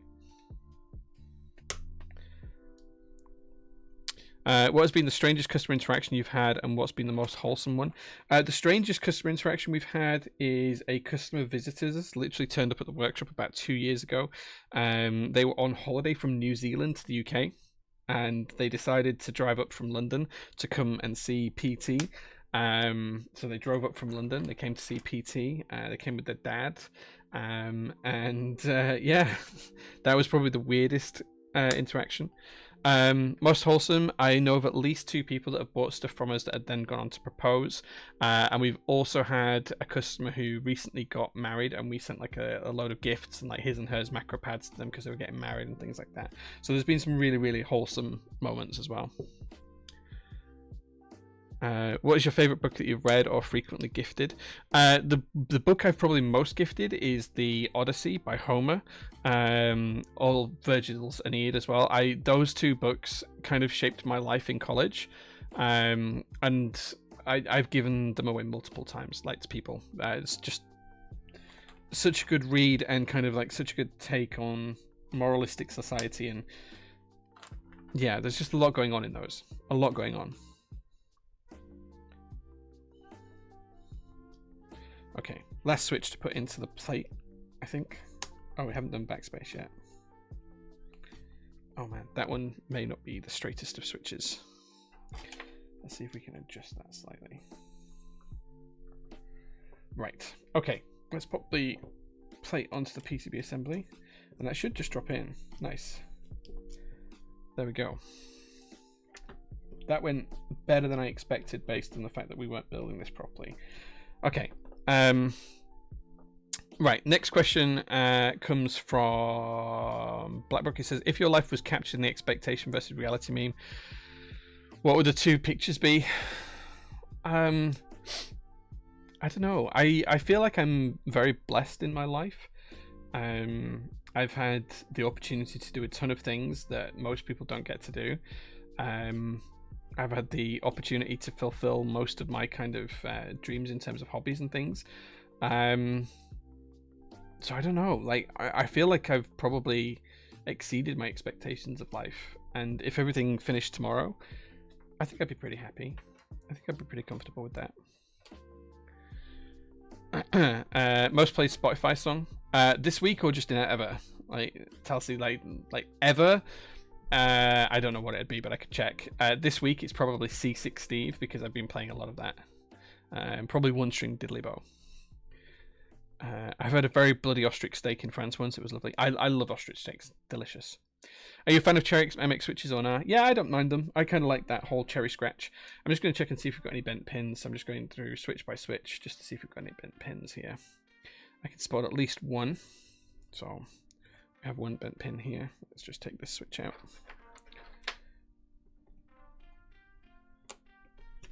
There we go. We'll fix that one in a minute. Just gonna quickly check through for any more, and then I'll continue answering your questions. Keep them coming. They do keep me entertained during the most boring part of the stream because no one really wants to watch someone else solder. But if I can answer your questions, then at least that gives you something to watch for, right? Okay, it's just that one. Let's replace that with a new fresh switch. I might just need to use a plate fork here. Oh, there we go. And that looks good. Okay.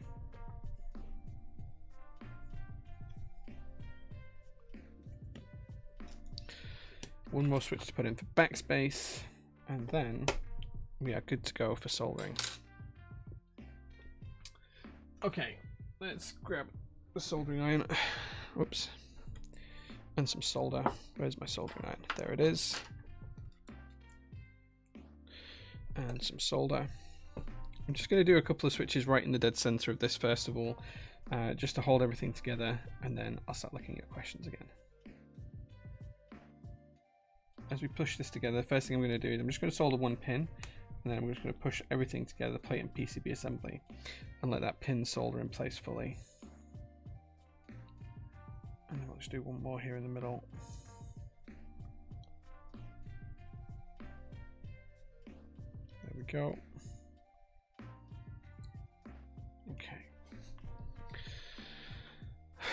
Okay. Right. Just had a salted caramel and chocolate brownie. What snack would you like to eat right now? Do you know what I could eat right now is a fish finger sandwich. I really enjoy a fish finger sandwich. I could just go for one of those right now. Perhaps I'll have to make one when I get home. I do really enjoy a fish finger sandwich. Plenty of ketchup or HP Fruity actually. I think I want HP Fruity on it right now. Yeah, that's what I'm craving right now to eat.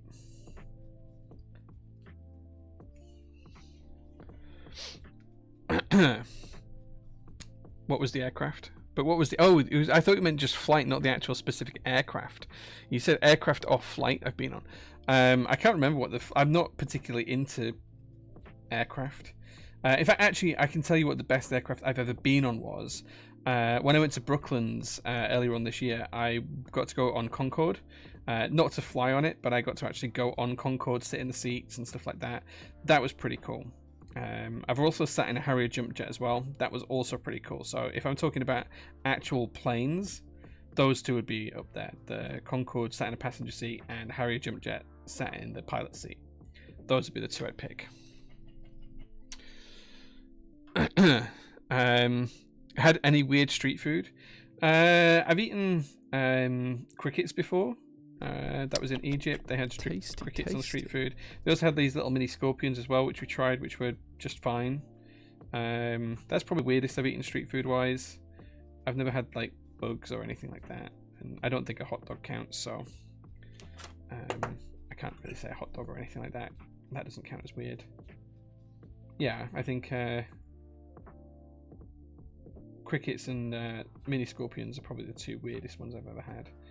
Scorpions were fine. They just tasted a little bit meaty. Will you forget to put the backspace switch in before you switch off your soldering? No, it's already in. It's in. The backspace switch is in. Sorry to disappoint, Demotex. Caffeinate. Yeah, I've had plenty of coffee already, dude. Thank you very much for that. I appreciate it. Thank you for looking out. It's like nearly 10 o'clock at night, so I shouldn't have any more, really.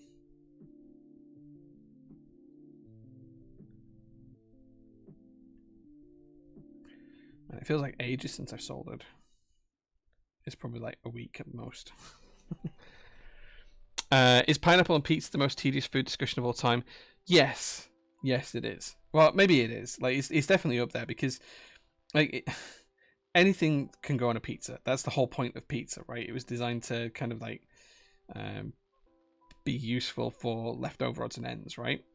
And people who say that pineapple doesn't belong on pizza, pineapple belongs wherever you want it. It's like saying that like Indian curry shouldn't have sultanas in. Absolutely, they should if the person making it wants them to. Having something sweet with something savory is something we've been doing as humans for thousands of years. Look at like sweet and sour pork and things like that. We've been doing it for thousands and thousands of years. Most Asian cuisine has sweet and sour variants. So to have something sweet on a pizza, absolutely valid.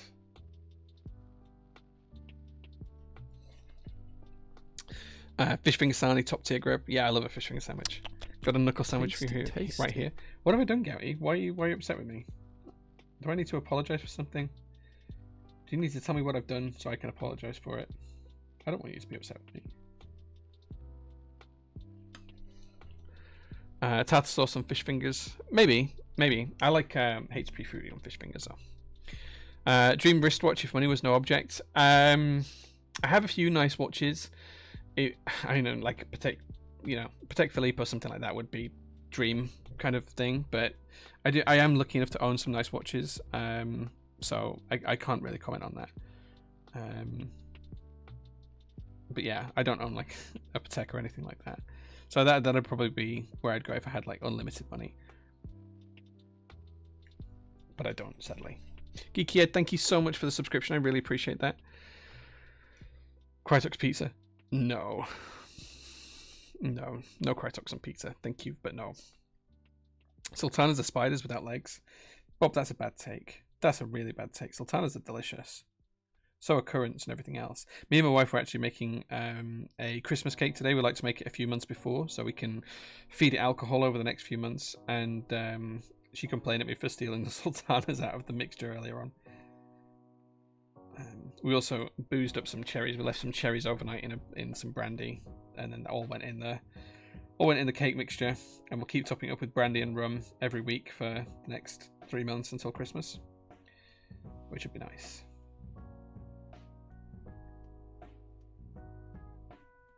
Nothing like a bit of boozy Christmas cake with some cheese, like a nice sharp cheese, like a Wensleydale or something like that. I flew in the back of a Chinook over Hampshire countryside. That was cool. That is cool. You know what you've done? What have I done? I don't know what I've done. You have to tell me what I've done. DM me if you don't want me to know on stream. But you got me worried now that I have done something. I don't know what I've done.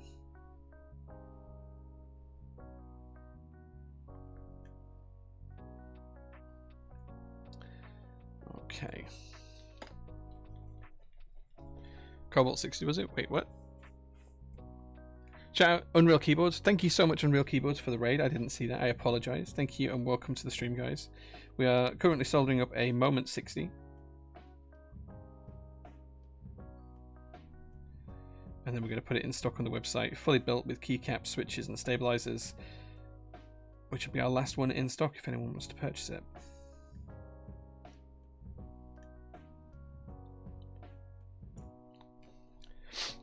Okay. Was in the cadets through school and went up to the Kinloss base for a week's training. That was where the powered gliders were. Nice. Hey Jay, would you be able to provide clarification on what is happening with GMK EULA and its US vendors, Captus keycaps? I wrote a lengthy post on Discord asking, but was referred to your stream just now. Captus themselves had admitted to not being approved by GMK to run the set, so I'm looking to understand what is going on with the US orders. Yes and no. I can tell you some things I can't tell you because they haven't been decided yet. As of last week, I've taken over being lead vendor for the set. I wasn't aware that it hadn't progressed. I was a little bit concerned that we hadn't had an invoice for it, so I reached out to GMK a while back asking just in case they'd forgotten about my invoice. After speaking with Gabriela, one of the representatives at GMK, we decided that I'll take over full lead vendor capabilities and responsibilities. What that means is verifying the numbers of orders from the vendors around the world, which is something I need to do on Monday. It also means signing off the colors with the designer, which is in progress. I've had details of the colors sent to the designer before we produce samples. So they're in the process of reviewing that, and then I'll let GMK know what they've decided. So IM Tiang is reviewing those at the minute over the weekend. I'll be letting GMK know what's happening with those on Monday. I think a couple of the colors were just standard stock GMK colors, and then there's a couple of colors that are custom. So we just need them to confirm what they can do with them, and they'll produce sample caps and send them over to us soon. And then we can sign off the colors. The banderole, the case design, is in progress at the moment as well. That hasn't been finalized, but it's on the way. Desmats I haven't reviewed yet, but Desmat production is something else I need to look into. But as I say, it's only been on my radar that this wasn't in flight for about a week, and that's why there's not much on our updates. But you can always go on our updates on the website, and when this all gets sorted out, you'll see the details are on there. But yeah, we have full updates for every group buy on our website. But effectively, I'll be handling the production from now on with the designer, and we'll see how it goes. But I was a little bit concerned that it hadn't happened. I haven't spoken to Captus, but they're welcome to reach out to me if they need me to do anything for them. I assume they won't be able to pay the GMK bill if they're not a GMK registered vendor. So I assume what'll happen is I'll get billed for their sets. They'll pay me. And then I'll pay GMK. I assume that's what's going to happen, but we haven't sorted it out yet. And being quite frank, their payment to GMK is not my accountability or responsibility. That's them. We'll see how that goes. These are Zaku switches that we're soldering into a Moment60. You're being a twat. I haven't done anything wrong. Thanks, Scouts. You had me worried that I had done something to upset you. Christmas cake, best cake. I like Christmas cake with a bit of cheese. Christmas cake with a bit of cheese. Kelsey on the hand has done a wide variety of nefarious acts. I'm sure I have done things in my life that people would call nefarious, but I don't think I've ever done something like that intentionally. My aim is never to upset or injure people or upset people. What colour is the moment? It's this one here. It's white. E-white, and it'll be in stock in a moment. Well, I say in a moment, like towards the end of the stream. Was an Air Cadet too? I was never an Air Cadet. Yeah. But I'm glad that you guys were. Now you should abuse your lead vendor role on EULA to get ISO UK added to base kit. Unfortunately, it's not up to me. Like the design and the render. So the set. So this is the issue, Loopy. Like people assume we can just change this stuff, but the set was designed and produced based on a price that GMK had given us for the kits that have already sold. Luckily, we're in a position where GMK are going to honor that price. But adding more keys to it now would be A, giving people something we hadn't sold, which is technically not legal in the UK, even if you're giving them more than what they purchased for. And B, it means the cost of GMK would go, GMK side would go up. So any invoices that we have to pay would be significantly greater than what we budgeted for based on the sale price of the group buy. So it's just not something we can do or change or tweak anymore. It just won't. As soon as the group buy is closed, we can't change anything. As soon as the group buy starts, it's too late to change anything because that's what everything is being quoted on. So I wish we could change it and we wish we could add stuff, but we can't. We can't. No worries, beyond a day, you're welcome to the reply. But you'll be able to follow updates on our website as soon as we've got anything to share on there. Oh, he's being utterly facetious. No worries, Loopy. It's one of those things. People, I have to like just assume that people are being serious when they ask these questions because I can't see facetiousness or sardonic attitudes on the internet. But yeah, there we go. Okay, so that's everything soldered up. Everything's looking good here. The next step is to install the gaskets in the case, and then we can put the case together and the PCB together. So, where did I put the gaskets? Where did I put the gaskets? Here we are. Here are the gaskets. I don't actually know where these gaskets go on this board. There doesn't look to be enough gaskets here. Do they just go under the plate? Or is there supposed to be 2 sets of gaskets per board? Let me just quickly look on the website.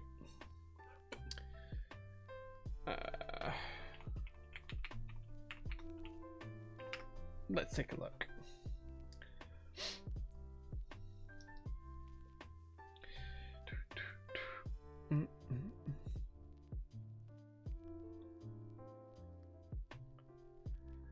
Okay. Okay, so it looks like the gaskets from the construction model just go underneath the PCB, except for one on the tab here, which goes on top, which makes sense. Okay, cool. Yeah, so we've got 2 gaskets here, one here and one here. They go on top. The rest of the gaskets go underneath. Okay, makes sense. Makes sense.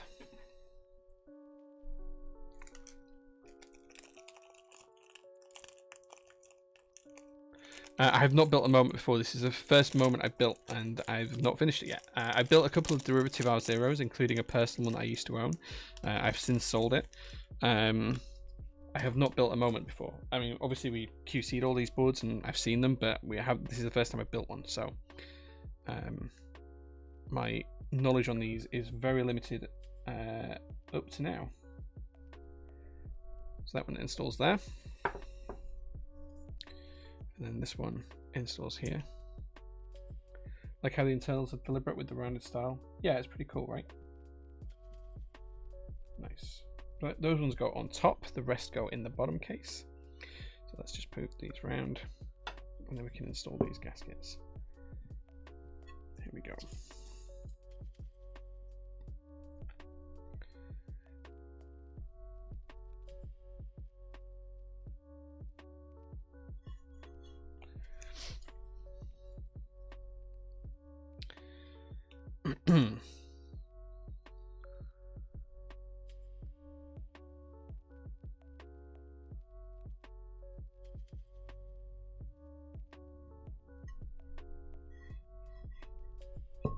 Go. And we've got 2 little tiny ones. I'm just going to use some tweezers for these ones, just because they're very, very tiny in stature. So I just want to make sure we get them in properly.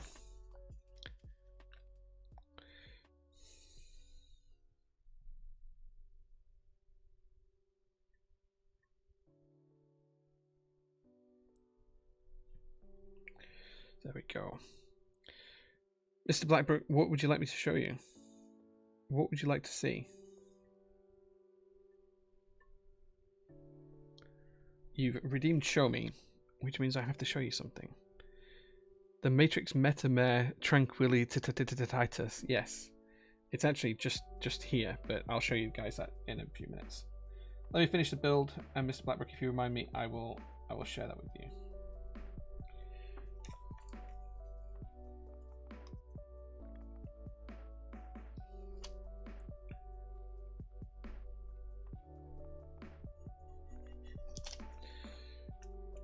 Okay, one more gasket to go.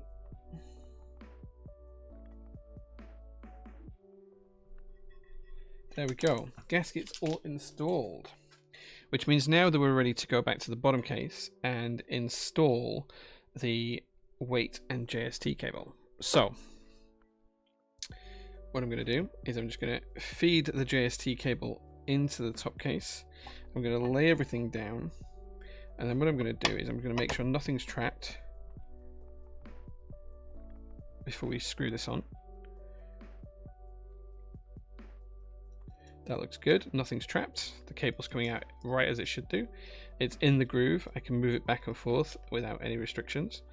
You can see the cable moving, so it's fully in the channel, which means we can screw this down and be safe.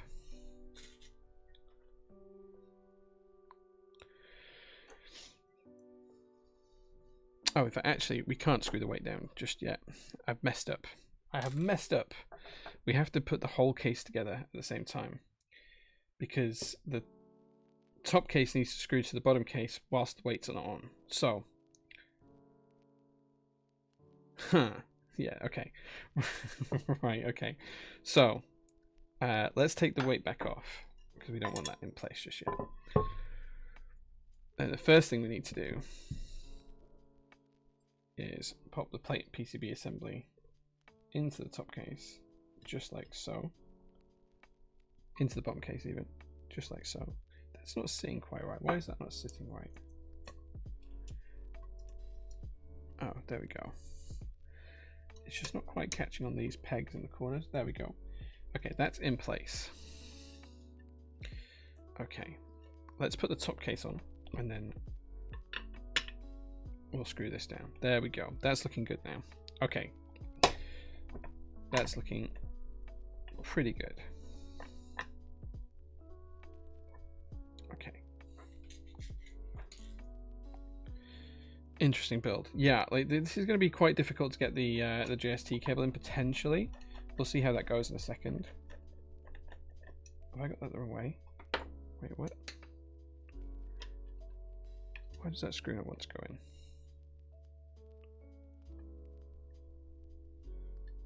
Just wondering if this was resting on the desk that was stopping the screw going in. Nope. Have I put in the top case the wrong way? Ah, okay, I see.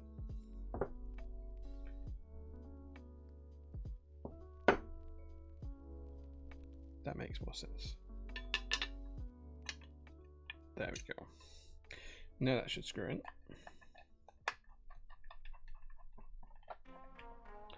There we go.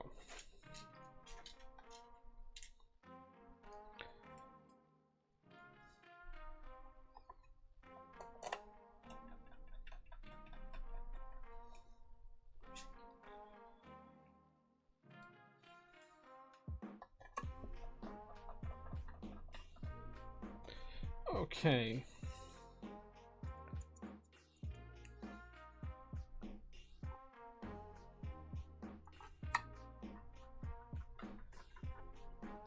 Jay turns the map the right way up. Yeah.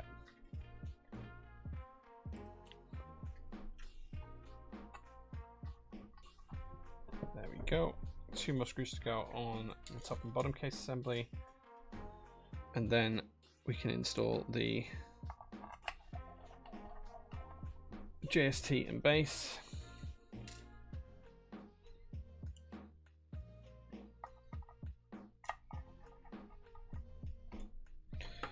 Okay, the first thing I need to do is just plug in the JST cable. So what we're going to do is we're going to pop that in like so. I'm going to just grab some tweezers and we're just going to feed that into the receptacle. He says, struggling to get it in. Because this is recessed now, it's not the easiest to position.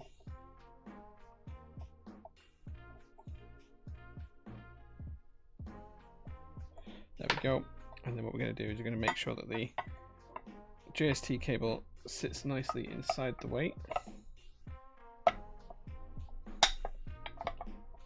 Oh, so we haven't got that fully in place there because that's rocking a little bit.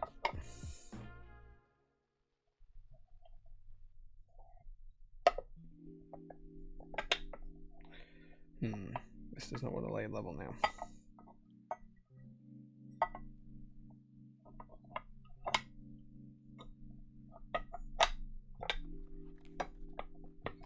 Yeah, so the cable is just being a little bit of a pain. It just does not want to stay quite level. So I think what's happening is one of the wires on the cable is just not quite sitting in its groove.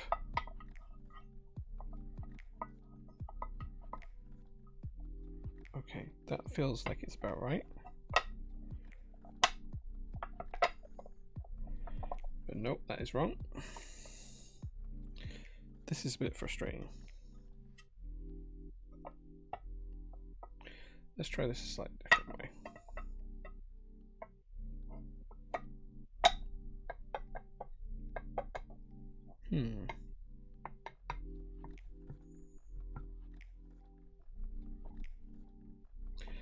JVC's cables are too. Yeah, this is a frustrating one.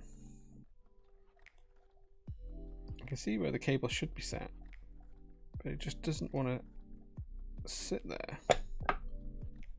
There we go. That's it. We've got it. It just took a moment. Oh wait, no, we don't have it. Is that just the...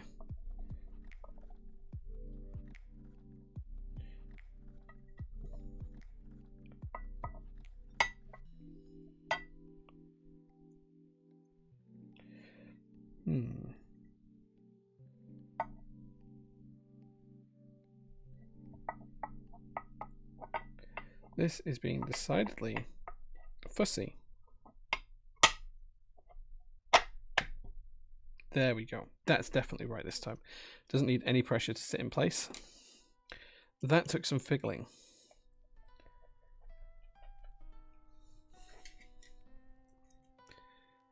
Could you rebuild it with the cable attached to the PCB rather than the daughter board?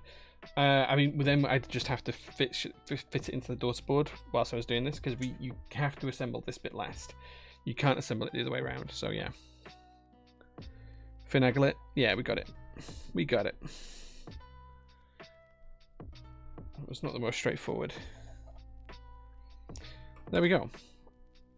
That's the keyboard all put together and looking remarkably decent. Like the Zaku's just look good with the FR4 and the white, right? They just look good. Which means, I thought there was a mark on the case. It's not. It's just a bit of dust that keeps flying around. Which means that it's now time for you guys to pick a keycap set. So, I'm hoping one of our trusty moderators is ready with the list again. But we do have 3 keycap sets for you to choose from today. And one of them is something we've only just put in stock. And 2 of them are things that went in stock a while back but are on sale today. So, the 3 key sets we have are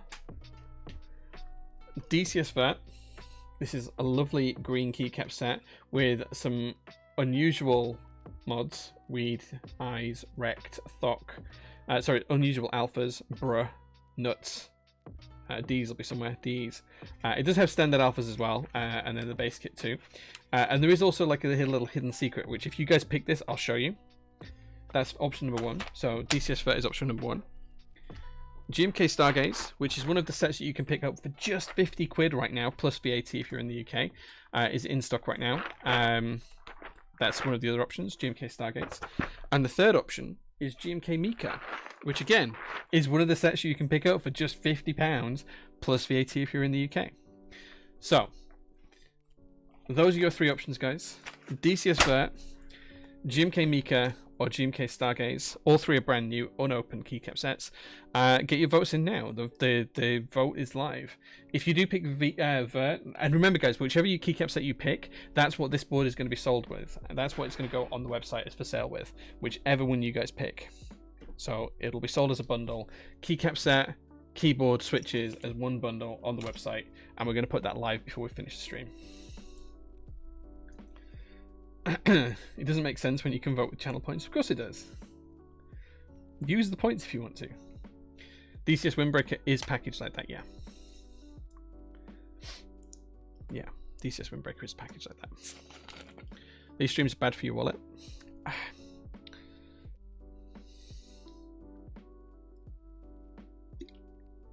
Sorry, not sorry. John, hey man, good to see you. Thank you very much for being here. Let's see who people are picking. I put my vote in. I'm only going to vote once. So people are trying to rig this now. So I can see that people are rigging it for Stargaze. No one likes Mika, but it's only 50 quid if you want the set. We've got some whales in chat. Yeah, I can see. It's going to be DCS Vert or GMK Stargaze, I think, at this rate. You got about half the time left. If you're going to rig it, guys, now's the time. Imagine not picking Vert. Vert is pretty cool. And there is a hidden secret on it as well, which I'll show you guys if it gets picked. Vote Vert or Coward. Vert looks sick. It does. Good for Jay's wallet. You know that the money that comes through the store isn't mine, right? That's the store's money. I literally get paid 12 grand a year. That's all I get paid. £12,000 a year. Well, in fact, it's not even quite that. It's like 11,900 and something. So, yeah. Just spent all their points on Stargaze, just got finessed. Yeah, someone's gone real ham on DCS Vert. Imagine not picking Vert. Mika looks really nice. Mika is really nice in real life. It's a great set. I sure hope the secret is ISO UK compatibility. Sorry, Adam. Sorry. There is no dividends, Jason. I do not take any dividends out of the company. Ever. I've never taken a single dividend out of the company. So people keep saying this. In fact, someone actually submitted about a year ago, not even a year ago, about 6 months ago, someone submitted a freedom of information request asking for my information. Now, I don't have to provide them my salary information, but they basically said if I didn't provide it, they were just going to go out to the community and say that I was not providing information that they felt should be shared. So I just released my payslips. It was easier done that way. I just released my payslips and my P45, my P60, my end of year tax results, and yeah, people can read them and see them. But literally, I've only paid myself since April of 2022 to now, and I've been running PT since 2019. I've only taken a salary out of the company each month since April 2022. So there you go. Some people have too much time on their hands. Yeah, I don't have anything to share. I'd like anything to hide. Sorry, I'm open book. Like I will literally tell people anything about what I earn or anything. I have nothing to hide. But yeah, they submitted a freedom of information request, which is technically only for businesses to release information that's like of public.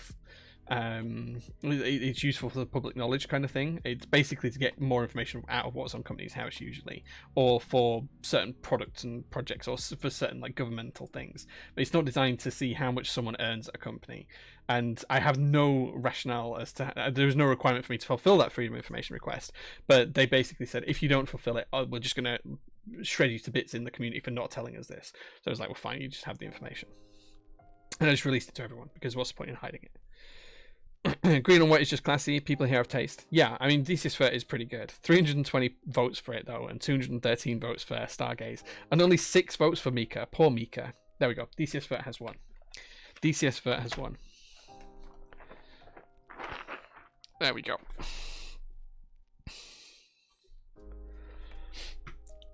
Don't you mean white on green? Yeah, white on green.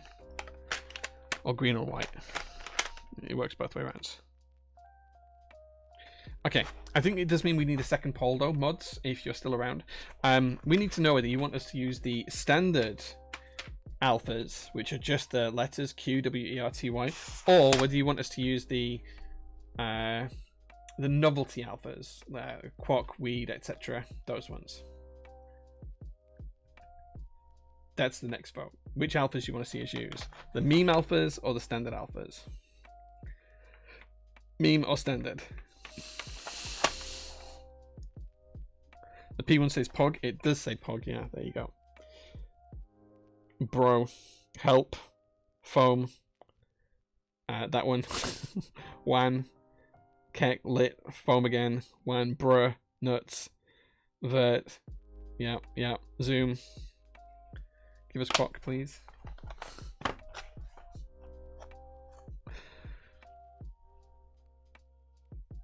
Yeah, max meme, please. Right, okay, you can vote for it now, guys. You can vote whether you want to see the alphas or the standard ones. I like whoever did that has put correct next to the novelties one. Get your votes in, guys. It shows what you want to see. And remember, DCS Vert is in stock as well, so you can buy this at full price if you'd like. If you want to pick up Mika or Stargaze or any of the other sets that we've got on sale today, you can pick those up for just £50 plus VAT if you're in the UK, which is a bargain. Cheapest GMK in the world right now on Stargaze and Mika. 50 quid. Bargain.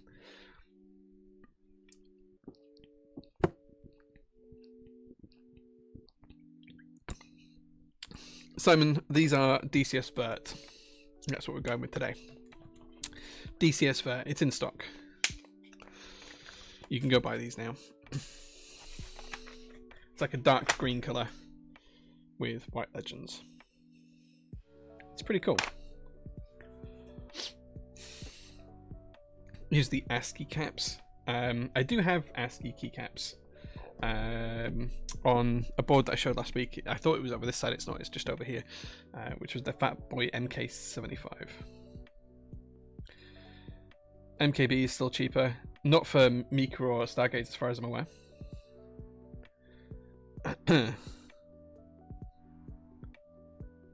Is it vert as in the French for green? Yes, Mr. Kim, that's exactly where it comes from. That is exactly where it comes from.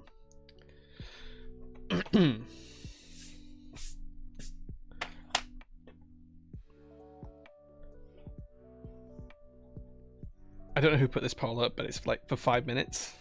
It's going like I think I'm safe to use the novelties, right? I meant how the sublegends look like the ASCII sublegends. Sure, yeah. Until you read them, they're very different from the ASCII ones. Yeah. This part's going to take forever. I'm just going to use the novelties. We'll do the rest of the board as well. We need something from every single one of these packs. I need to grab a tub. Give me 1 second, guys, to grab an empty tub so I can put these keycaps in it.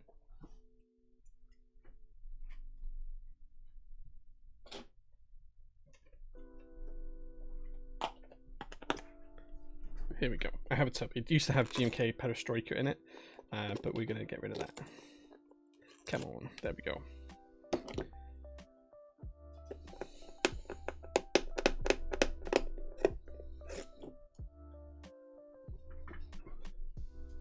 Lock-in meme set. Yeah, I'm pretty sure that no one's going to overturn the standard alphas now. Sorry, no one's going to overturn the novelty alphas now, and the standard alphas are going to win.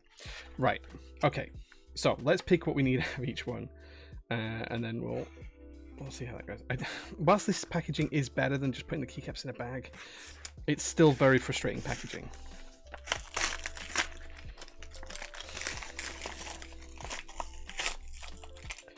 Is that doesn't look like a 7U space bar? No. Is that the right shift? Yes.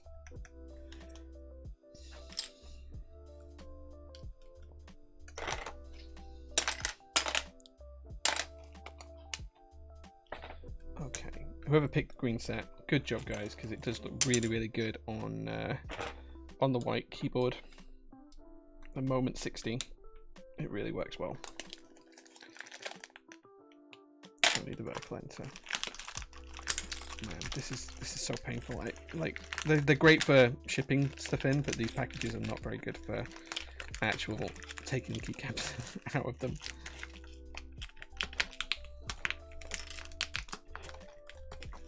Most of these we don't need.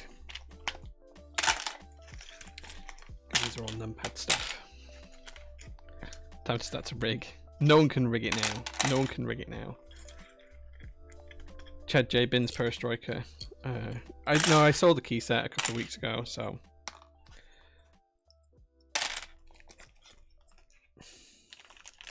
Yeah, that is left shift. We don't need those. That packaging is just terrible bad. It's frustrating. It's better than the bags I used to use.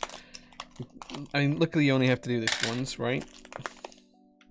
Oh, we don't need arrows either because this is a 60. What are you doing, Jay? What are you doing? Right. We do need that though at the enter. There we go. We went for step caps, so we don't need that. Okay, right, cool. That's one packet done. Let's do the next one. This has got the 7U spacebar in. Okay, this one might come apart a little bit better actually. Let's see if we can get the keycaps to remain behind as we peel it back. Oh man, this is so frustrating.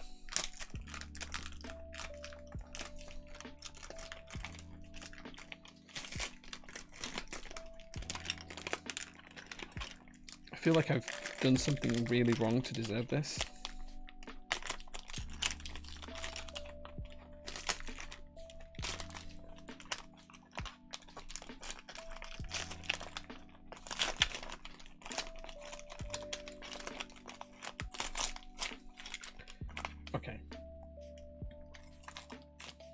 you know what? We'll go for the one purple accent key we're going to put on escape, because why not? I like to use the odd accent key. Right, we're going to need the FN key, so we'll pop that in place. I think the short shift should be in here as well. We'll find it in a second. There it is. Help if I get it on the switch. And then I'm fairly sure this is the correct keys here. Control and control, and then super and super. There we go. 7U spacebar. All present and correct. Well, that didn't want to go on. Why don't you want to go on? There we go.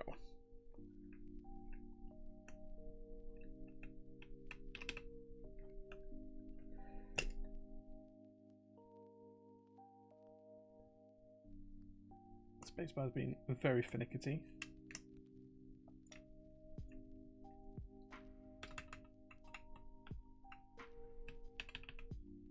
Is that just really badly bowed? Okay, the spacebar doesn't work because it's really badly bowed. That's slightly frustrating. Let's see if it works in reverse orientation. Nope. Like, it's really badly bowed. I'm going to have to straighten this for whoever buys the board. Like, I don't know if you guys can see that, but this is so out of whack it won't actually sit on the keycaps properly.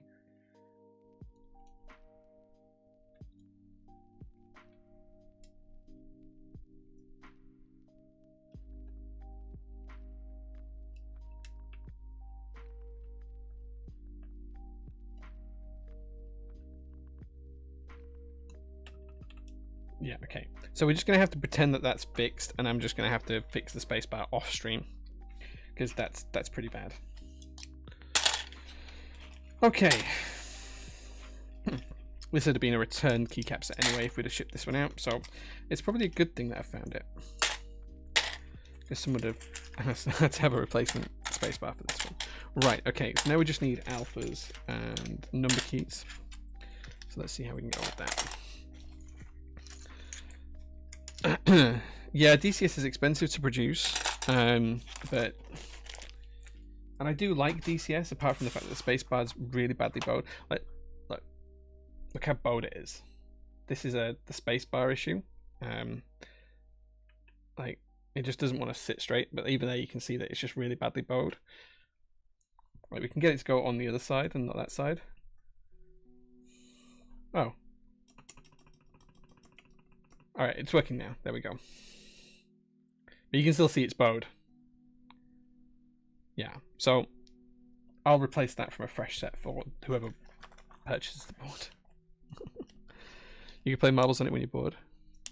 This is DCS Vert. Like, if you do buy the set and you get an issue like this with the space bars, we'll just replace it, so just let us know. Right, I'm only opening these alphas because I need the numero keys, apart from the 2, the 6, and the dash. So I'm literally just gonna open this one up like quickly. This is just so frustrating. So frustrating. It's on the wonk. It is. Long Saturday night out for the spacebar, still steaming. Something like that. Something like that. DCS partially vertical. Such quality. Yeah. I feel like you guys are not going to buy the set now because you've seen one wonky spacebar. But like, if you did buy this, we'd just replace it. It's been on the Smiths. Yeah. Someone called it a barm cake. That's what happened. It chose death instead of cake.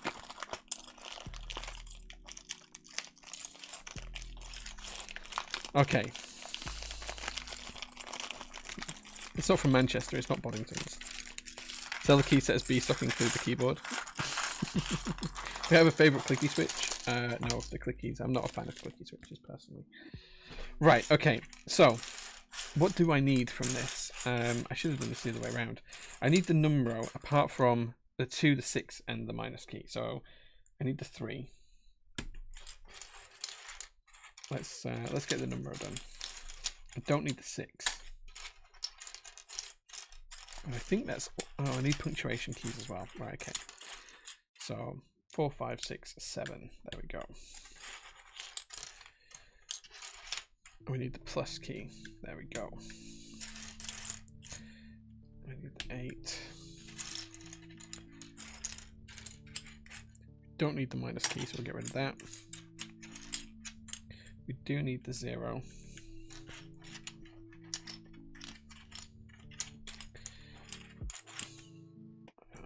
4 and 5 is good.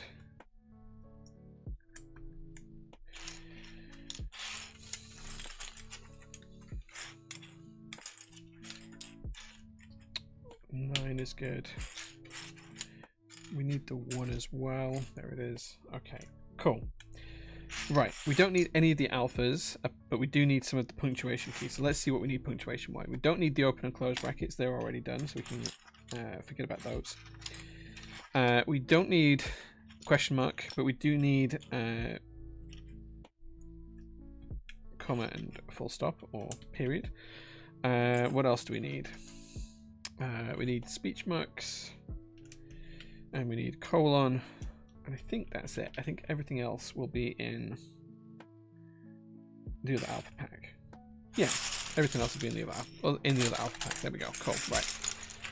Okay. Jades are a bit much. No. I haven't used Jades for a long time, but I did like box navies back in the day. One new duper key, so you can have super duper. That'd be quite cool. I do have a slightly different, but I do have a super TED keycap, which is pretty cool. Don't know if you guys remember super TED, or maybe I'm just older than you guys, but yeah.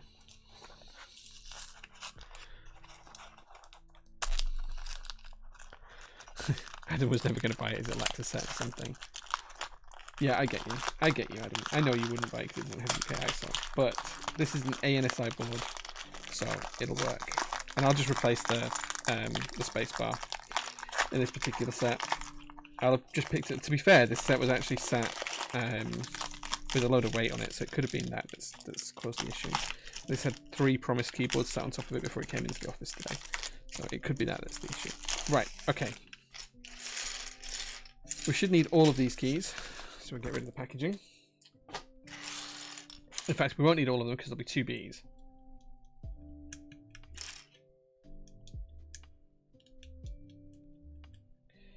Okay. There's the second B, we don't need that.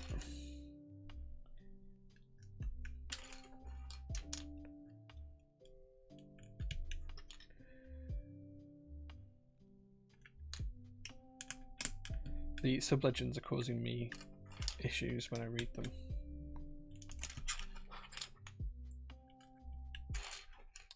Okay, there we go.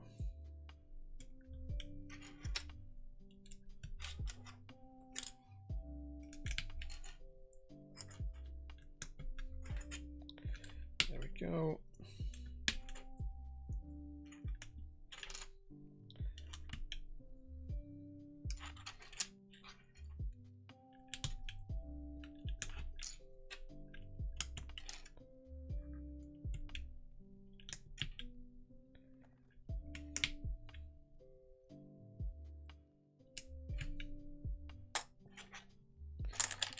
Those.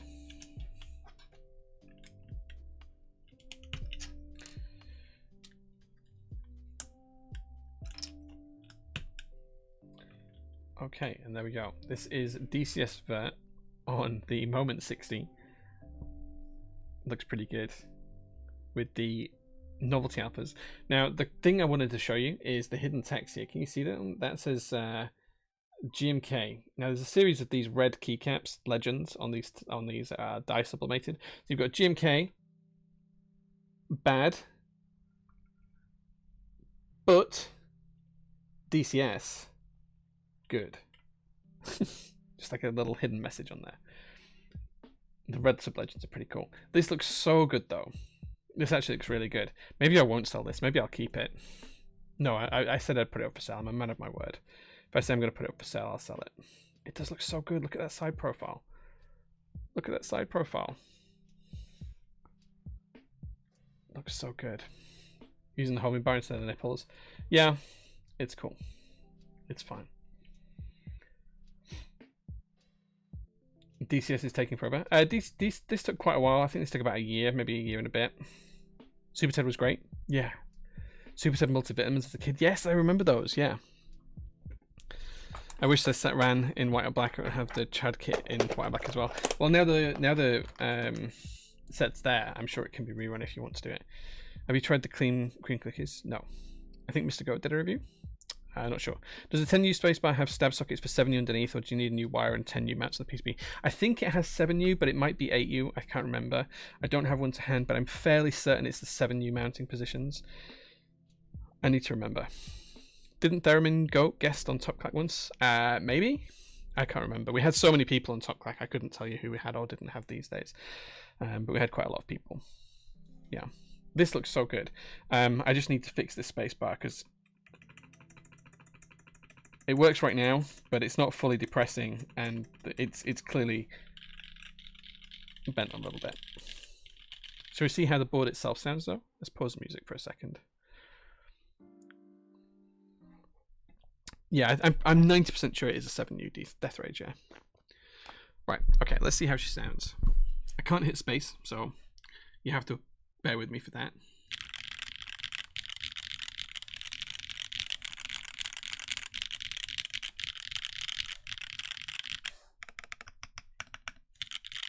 DCS sounds really, really good on the moment. And this set just looks so good. Okay, that sounds really, really nice on this board. This board is a board that was made for DCS keycaps.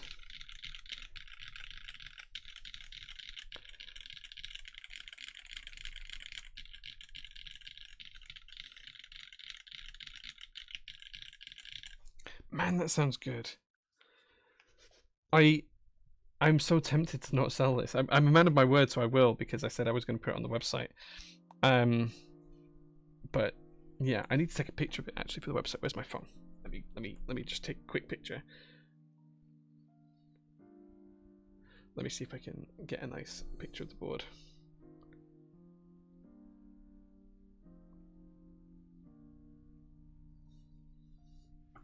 A nice picture of the board for, well, for the product listing. There we go. Okay. So let's zoom back out and let's put this product in stock, because I need to get this in stock so that someone can be lucky enough to buy it. So let's put it on the original Moment60 in stock group buy page. So sorry, in stock page. So it's going to show up on there. I'm going to put a bit of preamble in the product listing as well. So because I need to figure out pricing for it as well. Moment60. Let's find that. So all I'm doing now is I'm literally just finding it on the website, and I'm gonna just basically put the product listing, add a new product to the product listing. So if anyone does want to buy this, we'll be able to do it in a second. I'll talk you through how to do that. But it's just, that's the wrong listing. What are you doing, Jay? Keyboard kit. In stock Moment60 keyboard kit. Right, okay. Right, so preamble. There is one pre-built board in stock that utilizes lubed GMK QMX stabilizers, and then lubed with 205 grade 0 with Zaku switches, also lubed with 205 grade 0.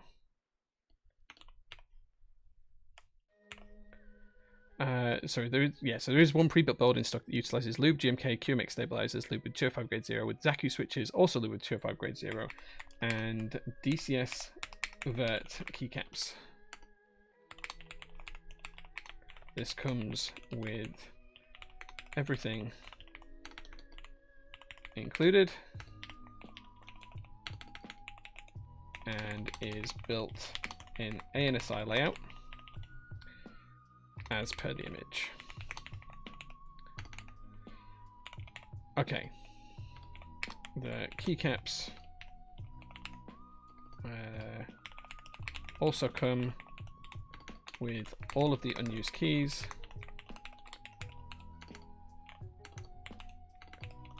And the novelty alpha kit. Cool. I'm just going to put that in red text so it's nice and visible. There we go. Let's save that onto the website, and then I'm just going to add a new variant. Okay, right. So I need to do a different app for this. This is going to take me a few minutes, guys. I apologize. I can talk you through it, but basically we use an app in the background called Hulk Product Options, which allows us to basically give customers a drop-down set of options based on whatever factors we want to do. I can't remember what we did as the drop-downs for this. Let's see if I can find them. Moment60 case color. Okay. A Moment60 PCB and Moment60 plate. Okay. So for case color, I'm just going to edit it and add a new one onto this. E-White Winky pre-built.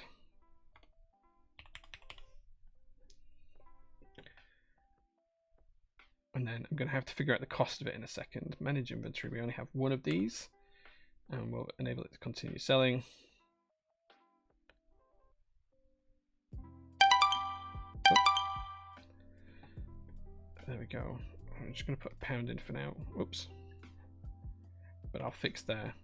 So this is going to have a cost to it. And then it will have to be with the solder PCB, because that's what it has.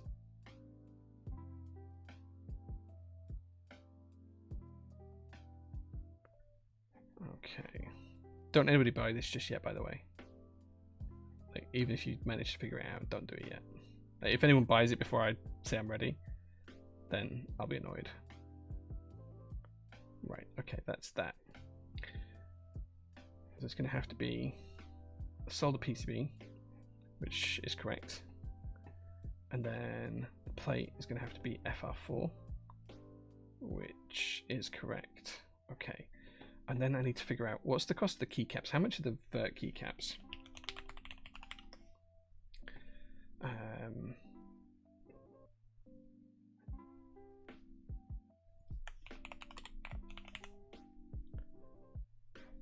And then I need a calculator to calculate this. Okay, so they're 112 without VAT, 12.50 plus the the alt alphas are 56.67. Okay, and what are QMX stabilizers?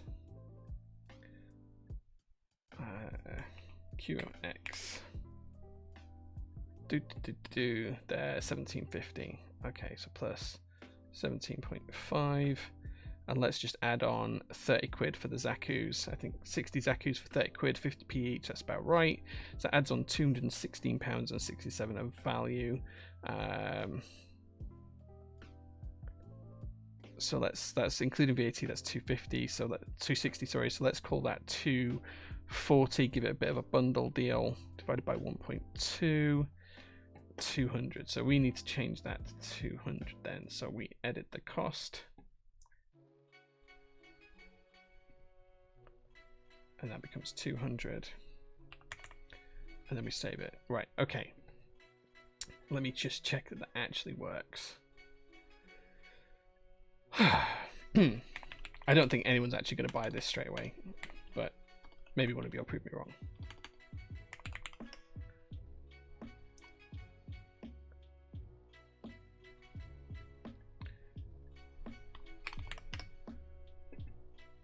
Right, in stock, Moment60 keyboard kit.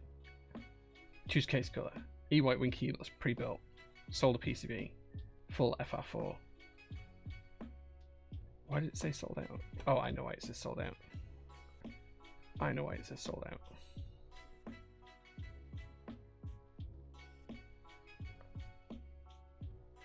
Because I didn't turn it on. There we go. right. Okay, let me just check this is right.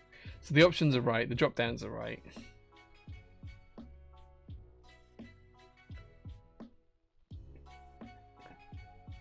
That's going to take a minute to...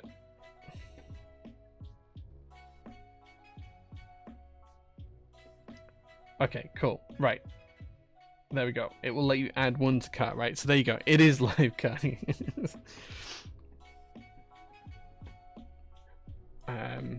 Much change out of 1,000. 760 quid including VAT, £633.33 excluding VAT, but it is a fully pre-built keyboard with Zaku switches, which are pretty highly sought after, DCS Vert, which is brand new and in stock, and a bit of a discount, and it's the Moment, so I think it's pretty fair. Here's a glimpse into Jay's 9 to 5 life. Yeah, there's a couple of reasons why I can't show you what I was doing on screen, because there's a load of stuff in the background that I can't show you guys because it's commercially sensitive of how we work. But there you go. It is now live. It is now in stock. Technically, there is one Moment60 in stock. And I think I can give you a direct link to it. There we go. Right. There we go. I know none of you are actually going to buy it, but there you go. It's in stock now. So you can buy this keyboard with a fixed spacebar right now,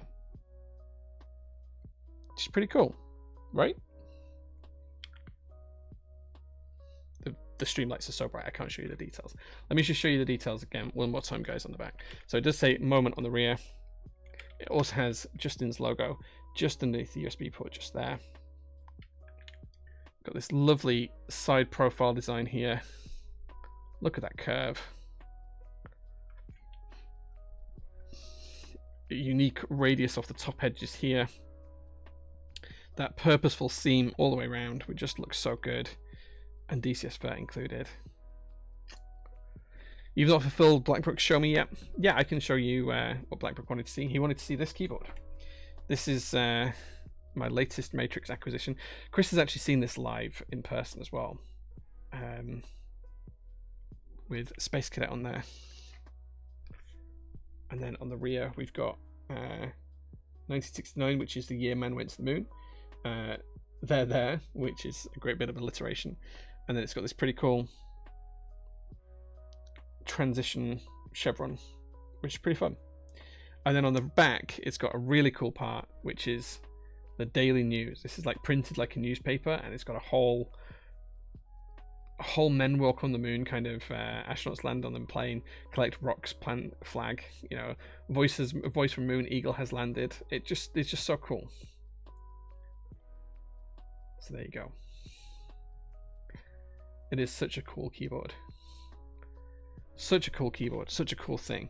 And of course the screen on the front also has kind of like a little, the path of the rover lander as well. It's just such a fun thing. It's just such a fun keyboard. And of course I had to put Space Cadet on it because, you know, Space Cadet. There we go. And the screen lights up, of course, as well. So yeah, there we go. Thank you very much for making me show that, Chris. So yeah, so I don't think anyone's going to buy that Moment60. I don't think anyone's bought it so far. Yeah, no one's bought it. You're welcome. Gives us toy vibes, but in a good intentional way. Yeah, I mean, like most Matrix boards do that. The most Matrix boards are outlandish. They have cool things on them. They're just obscenely amazing. So yeah, this is no different. Awesome little details, love it. Yeah, it's really cool. It's really cool. Right, okay, I did say we'd play a game of marbles, so let me load up marbles now in the background. And we'll play a game of marbles. No prize for this, but we'll play marbles just for fun.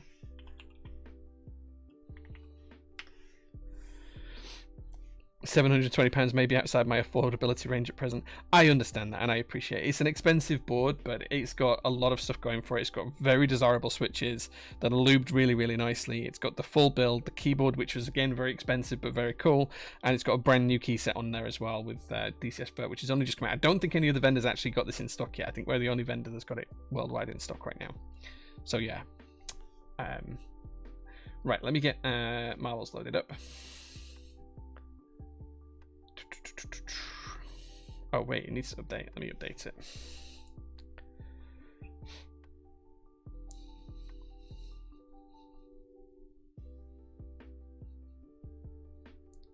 Trying not to buy two of the same board. I know that pain. There's quite a few boards that I still have two of. I should really not do.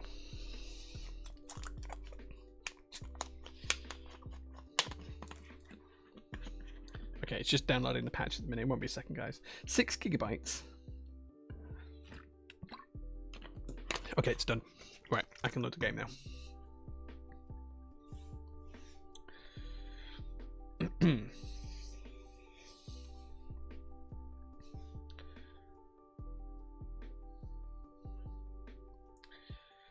Okay, in about 5 seconds, guys, you should be able to see marbles on my screen.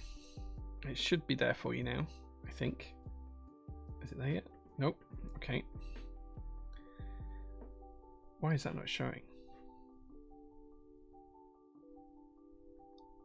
Let me see if this is a setting issue.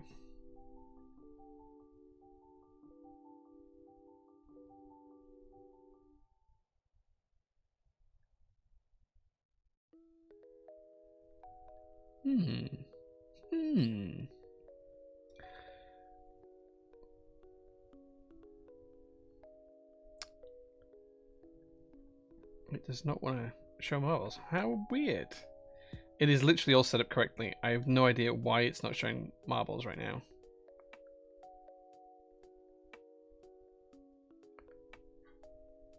How bizarre. Why can I not get this to show marbles?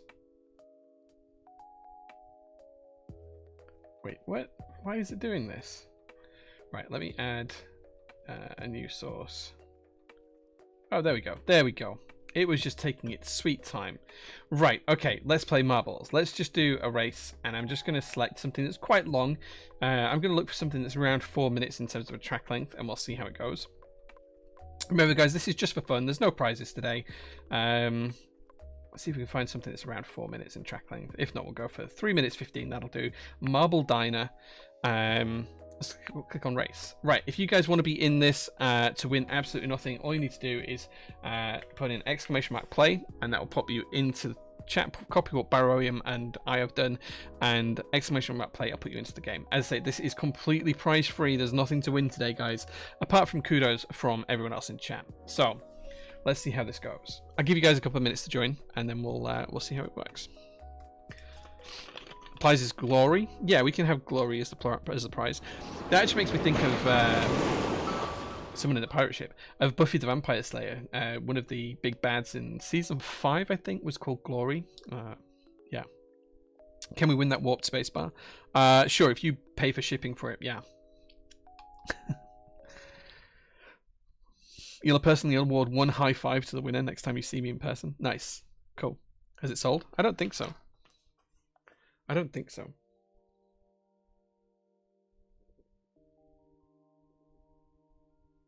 No, it has not sold yet. I don't think it will sell. Not quickly, anyway. Okay, I'm going to hit start, and you've got 20 seconds to join now. Remember, guys, if you do want a very, very exclusive Moment60, the last one that I personally built, it's in stock, and you can get that now. Right, 10 seconds to go until we start the race, guys. Let's see how this pans out. It's going to be a bit of a plinko-plonko game all the way down here. And then, well, lots of cool stuff to happen. Here we go. Let's see who can race down to the bottom the fastest. All even at the minute. It looks like Blackbrook and Clackbait. And the Clackbait has taken a bit of a lead. Coming through the final, coming through the first obstacle. Future Primitive is there as well. 63mm is there too. JQ UK coming around the outside to steal the lead, but maybe Yes is there as well. Future Primitive catching back up. Baroium there as well. Dual M has stolen the lead again. They're off on their own. Lifelong is at the back. I'm somewhere in the middle. Anarchy's there as well. Baroium is there too. Kara's coming up in the lead. We're going to have to come down. Kevy Babes is there as well. Let's follow the racetrack as it goes round. Baroium got a bit of a speed boost there coming around this corner and has taken the lead. CMG 11 is just a little bit far behind. Custom 3 is going to die. Unless they make it onto the back of the track. Nope, they do not. Who else there? Tom Barnes is in the middle. Clackbait has fallen back to the middle of the pack. Lifelong Spoon's right at the back, though. Let's see what's going on at the front. Baroium is still in the lead, but it's very, very slow here. Lots of tracks still left to go, though. I think the speed bump is coming up in a second, so we'll see how that goes. Loopy Lupo's in the middle, so is Trojam, right next to me. Peter's there as well. Peter Poppins is there. Geeky Ed's coming on the way through. Lifelong Spoon has overtaken a couple of people. Jelly Master and Sky bringing up the rear. Let's see how things are going up at the front. I think we're about to see a bit of a speed up as we go through this first series of steps down here. Beast of Baglan has somehow taken the lead. He's on his way down. Hitting some speed up now. Jewelum is there as well. Loopy Lupo's in third. Absolutely no prizes today, but Mr. Gimp is on his way to try and take that nothing away from everyone else. Internal obstacle here that we can't really see. Let's see who makes it out first. Loopy Lupo is catching up. Beast of Baglan has still got the lead, but only just as he comes off the rolling machine. Everyone bouncing up and down there in the middle. Looking kind of interesting. Still loads of people coming down there. Zakirizak and Trojam are up at the back. Blackbrook's on his way down, followed quickly by Gouty. Oogtug is there as well, so is P. Midori. Back up at the front, Beast of Baglan and Loopy Lupo are going head to head as we go and race into the steam coming up here. Jewelum's there as well. Mr. Gimp isn't too far behind. I'm catching up to Baroium as well in the top 10 here. Lots of people being fired into the pot. Is anyone going to die here? Everyone survived so far. Beast of Bagman, Loopy Lupo, and Jewelum are still there. I thought I was going to die then. I didn't. Kojak's there as well. Snicket's on his way through. Future Primitive as well. Still lots of track to play for. A couple more obstacles to go. Loopy Lupo looks like he's maybe going to run away with this. Beast of Baglan is there too, though. Mr. Gimp and Baroium are not too far behind. Lots still to play for as we go through this final loop here. This could all change in a few seconds, but Loopy Lupo has got the lead. And he wins. He skips all the way through that final obstacle. Mr. Gimp is on his way through as well to take second place. Beast of Baglan might just get third. Kojak is there as well. So is Baroium. I'm stuck in the loop and I'm not even going to get in the top 10 here. Oh, I take 10th place. There we go. Baroium, Kevy Babes, 63mm, Forlux, Talsi, and myself ran at the top 10. Future Primitive, Geeky Ed coming through. So is Death Rage, Cherambol, and a few others. Let's have a look up at the rear and see who's at the back. It looks like Kara and Sky and Island Hugger are bringing up the rear. Blackbrook's not too far ahead, and Longtime Fox there as well. Let's see if they can get to the end before the countdown finishes. On the night when there is no prize. Sorry, we can't do a prize every single time. We'd be giving away our stock if we were. Doesn't look like Kara's going to make it. Kara and Sky are definitely going to take the flames here. Oh, maybe not. Sky's kind of rushed ahead a little bit. We'll see. We'll see. Oh! Sky racing to the end. I think Sky just got through there at the end. Just got through. Awesome. Don't let me win when there's no prize. Well, it is what it is. It is what it is. Let's see the final results. Loopy Lupo is there with a 5-second lead at the end. Mr. Gimp, Beast of Baglan, Kojak, Borium, Kevy Babes, 63mm, Phalanx, Talsi, and myself rounding up the top 10. Tom Barnes came in 11th. Let's see who the last person was. It was Kara. Kara didn't quite make it into the pot, but Sky did make it into the pot at the end. So there we go. Mr. Blackbrook, thank you so much for gifting Loopy Lupo a tier 1 sub. Thank you so much. That's a great prize. I really appreciate that, and I'm sure Loopy does as well. Who was 69th? We didn't have 69 runners in this game because there was no prize. We definitely didn't have 69 runners. Usually we have a couple of hundred people, but today not so much. So there we go. A pretty good race. Thank you very much to everyone who entered that. It was good fun. Right, okay, so it is time for me to end the stream. Don't forget, if you do want to pick up the last in-stock Moment60 that we have, you can pick it up. It's a full keyboard build. I know it's very expensive, but it comes with a pretty good layout, and I will fix that spacebar as well before we ship it out. So pick that up if you're interested. Watch out on Instagram for updates this week because there's a lot going on. It's going to be a very busy week. Tons of stuff happening, as I talked about at the top of the stream. Instagram will be full of updates and posts and all sorts of stuff as well as we launch our coffee. More details tomorrow for Typist Brew Round 2, Typist Brew Light. That's going to be there for tomorrow. So watch out for that and pick some up if you're interested, because the roast is happening. I think the roast happens on Tuesday. I need to check tomorrow. I'll be back at work from about 7 a.m. in the morning, so I'll see you then, guys. But thank you so much for watching. I appreciate every last one of you. Thank you so much for being here, and I'll see you again soon. Take care, guys. Have a really, really good rest of the weekend wherever you are, and I'll see you again soon. Okay, bye-bye.